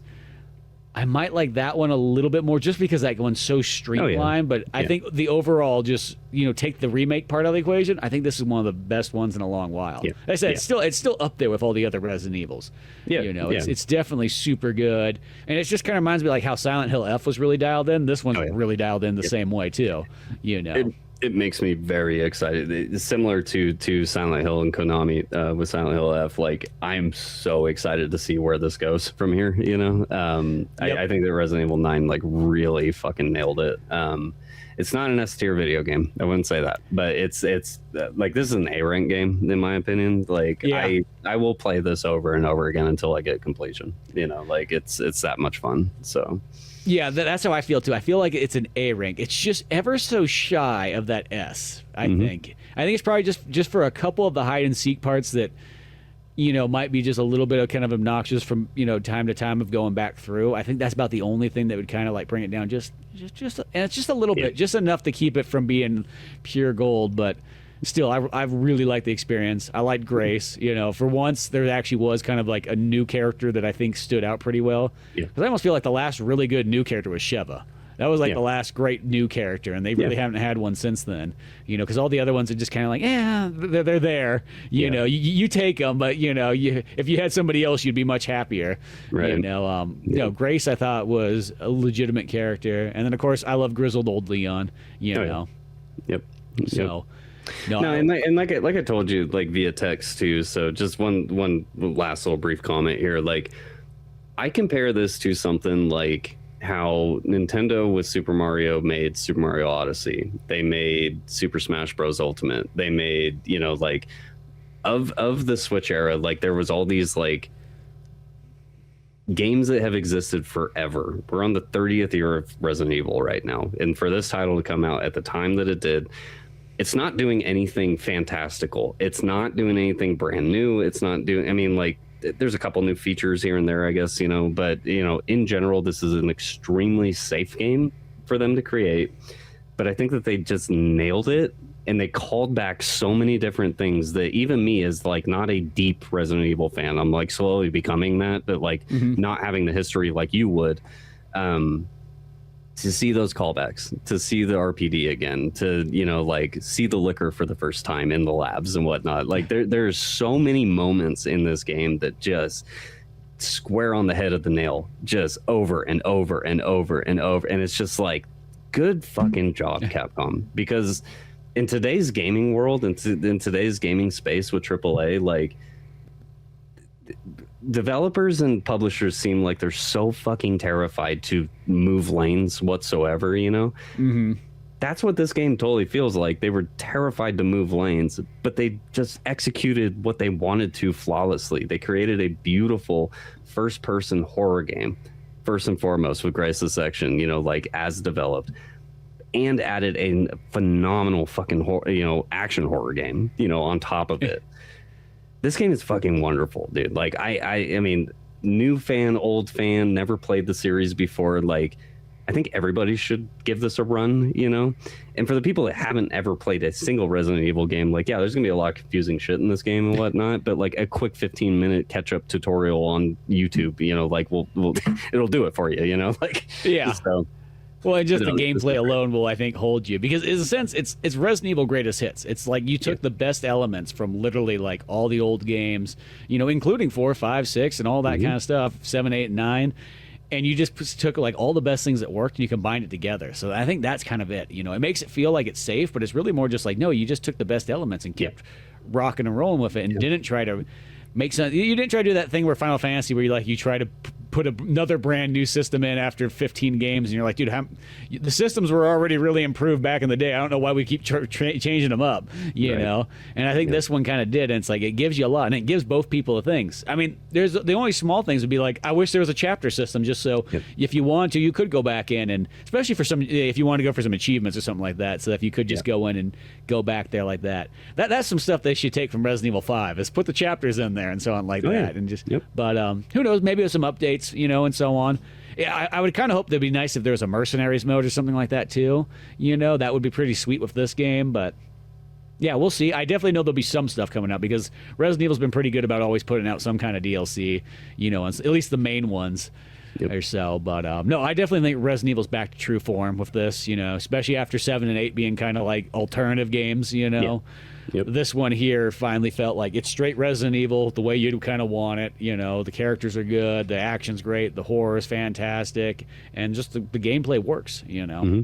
Well, there's a reason why this is like, one of the highest rated, user score games on Metacritic, ever. They in like 5 days or whatever it is. The Capcom fucking nailed it here, and Capcom's been on fire in my opinion. Between Resident Evil, between Monster Hunter, between all the other shit that I've been playing from them and whatnot, like Capcom is just killing it recently. Yeah, Street Fighter 6, they've all been pretty solid. Yep. As long as they keep throwing out some older games too, like Ghosts and Ghouls, and I think they're putting a new Mega Man out, so at least that's kind of nice. But I just look forward to whatever Resident Evil goes to next, see what remakes might come out, and then the DLC for this. I think the DLC I'm really excited for, because I would say the DLC for number 8 was actually pretty solid, and it was like 3 hours long, so it felt like you got kind of like a legitimate game out of it. Yep. So if this one has something similar to this and then answers some more of these questions we have on some of these characters towards the end and so on like that, I think that'll be really cool. Oh yeah. But beyond all that, was a nice long podcast on Resident Evil 9. So go out and check this bad boy out on whatever system you prefer. You have choices out there, pretty much anything. And till then, look for more Silent Evil podcasts on Old Man Orange podcast. So you got all that with the movie reviews and all that good stuff. Till then, I'm Spencer Scott Holmes. I am Cameron. And we'll see you some other time.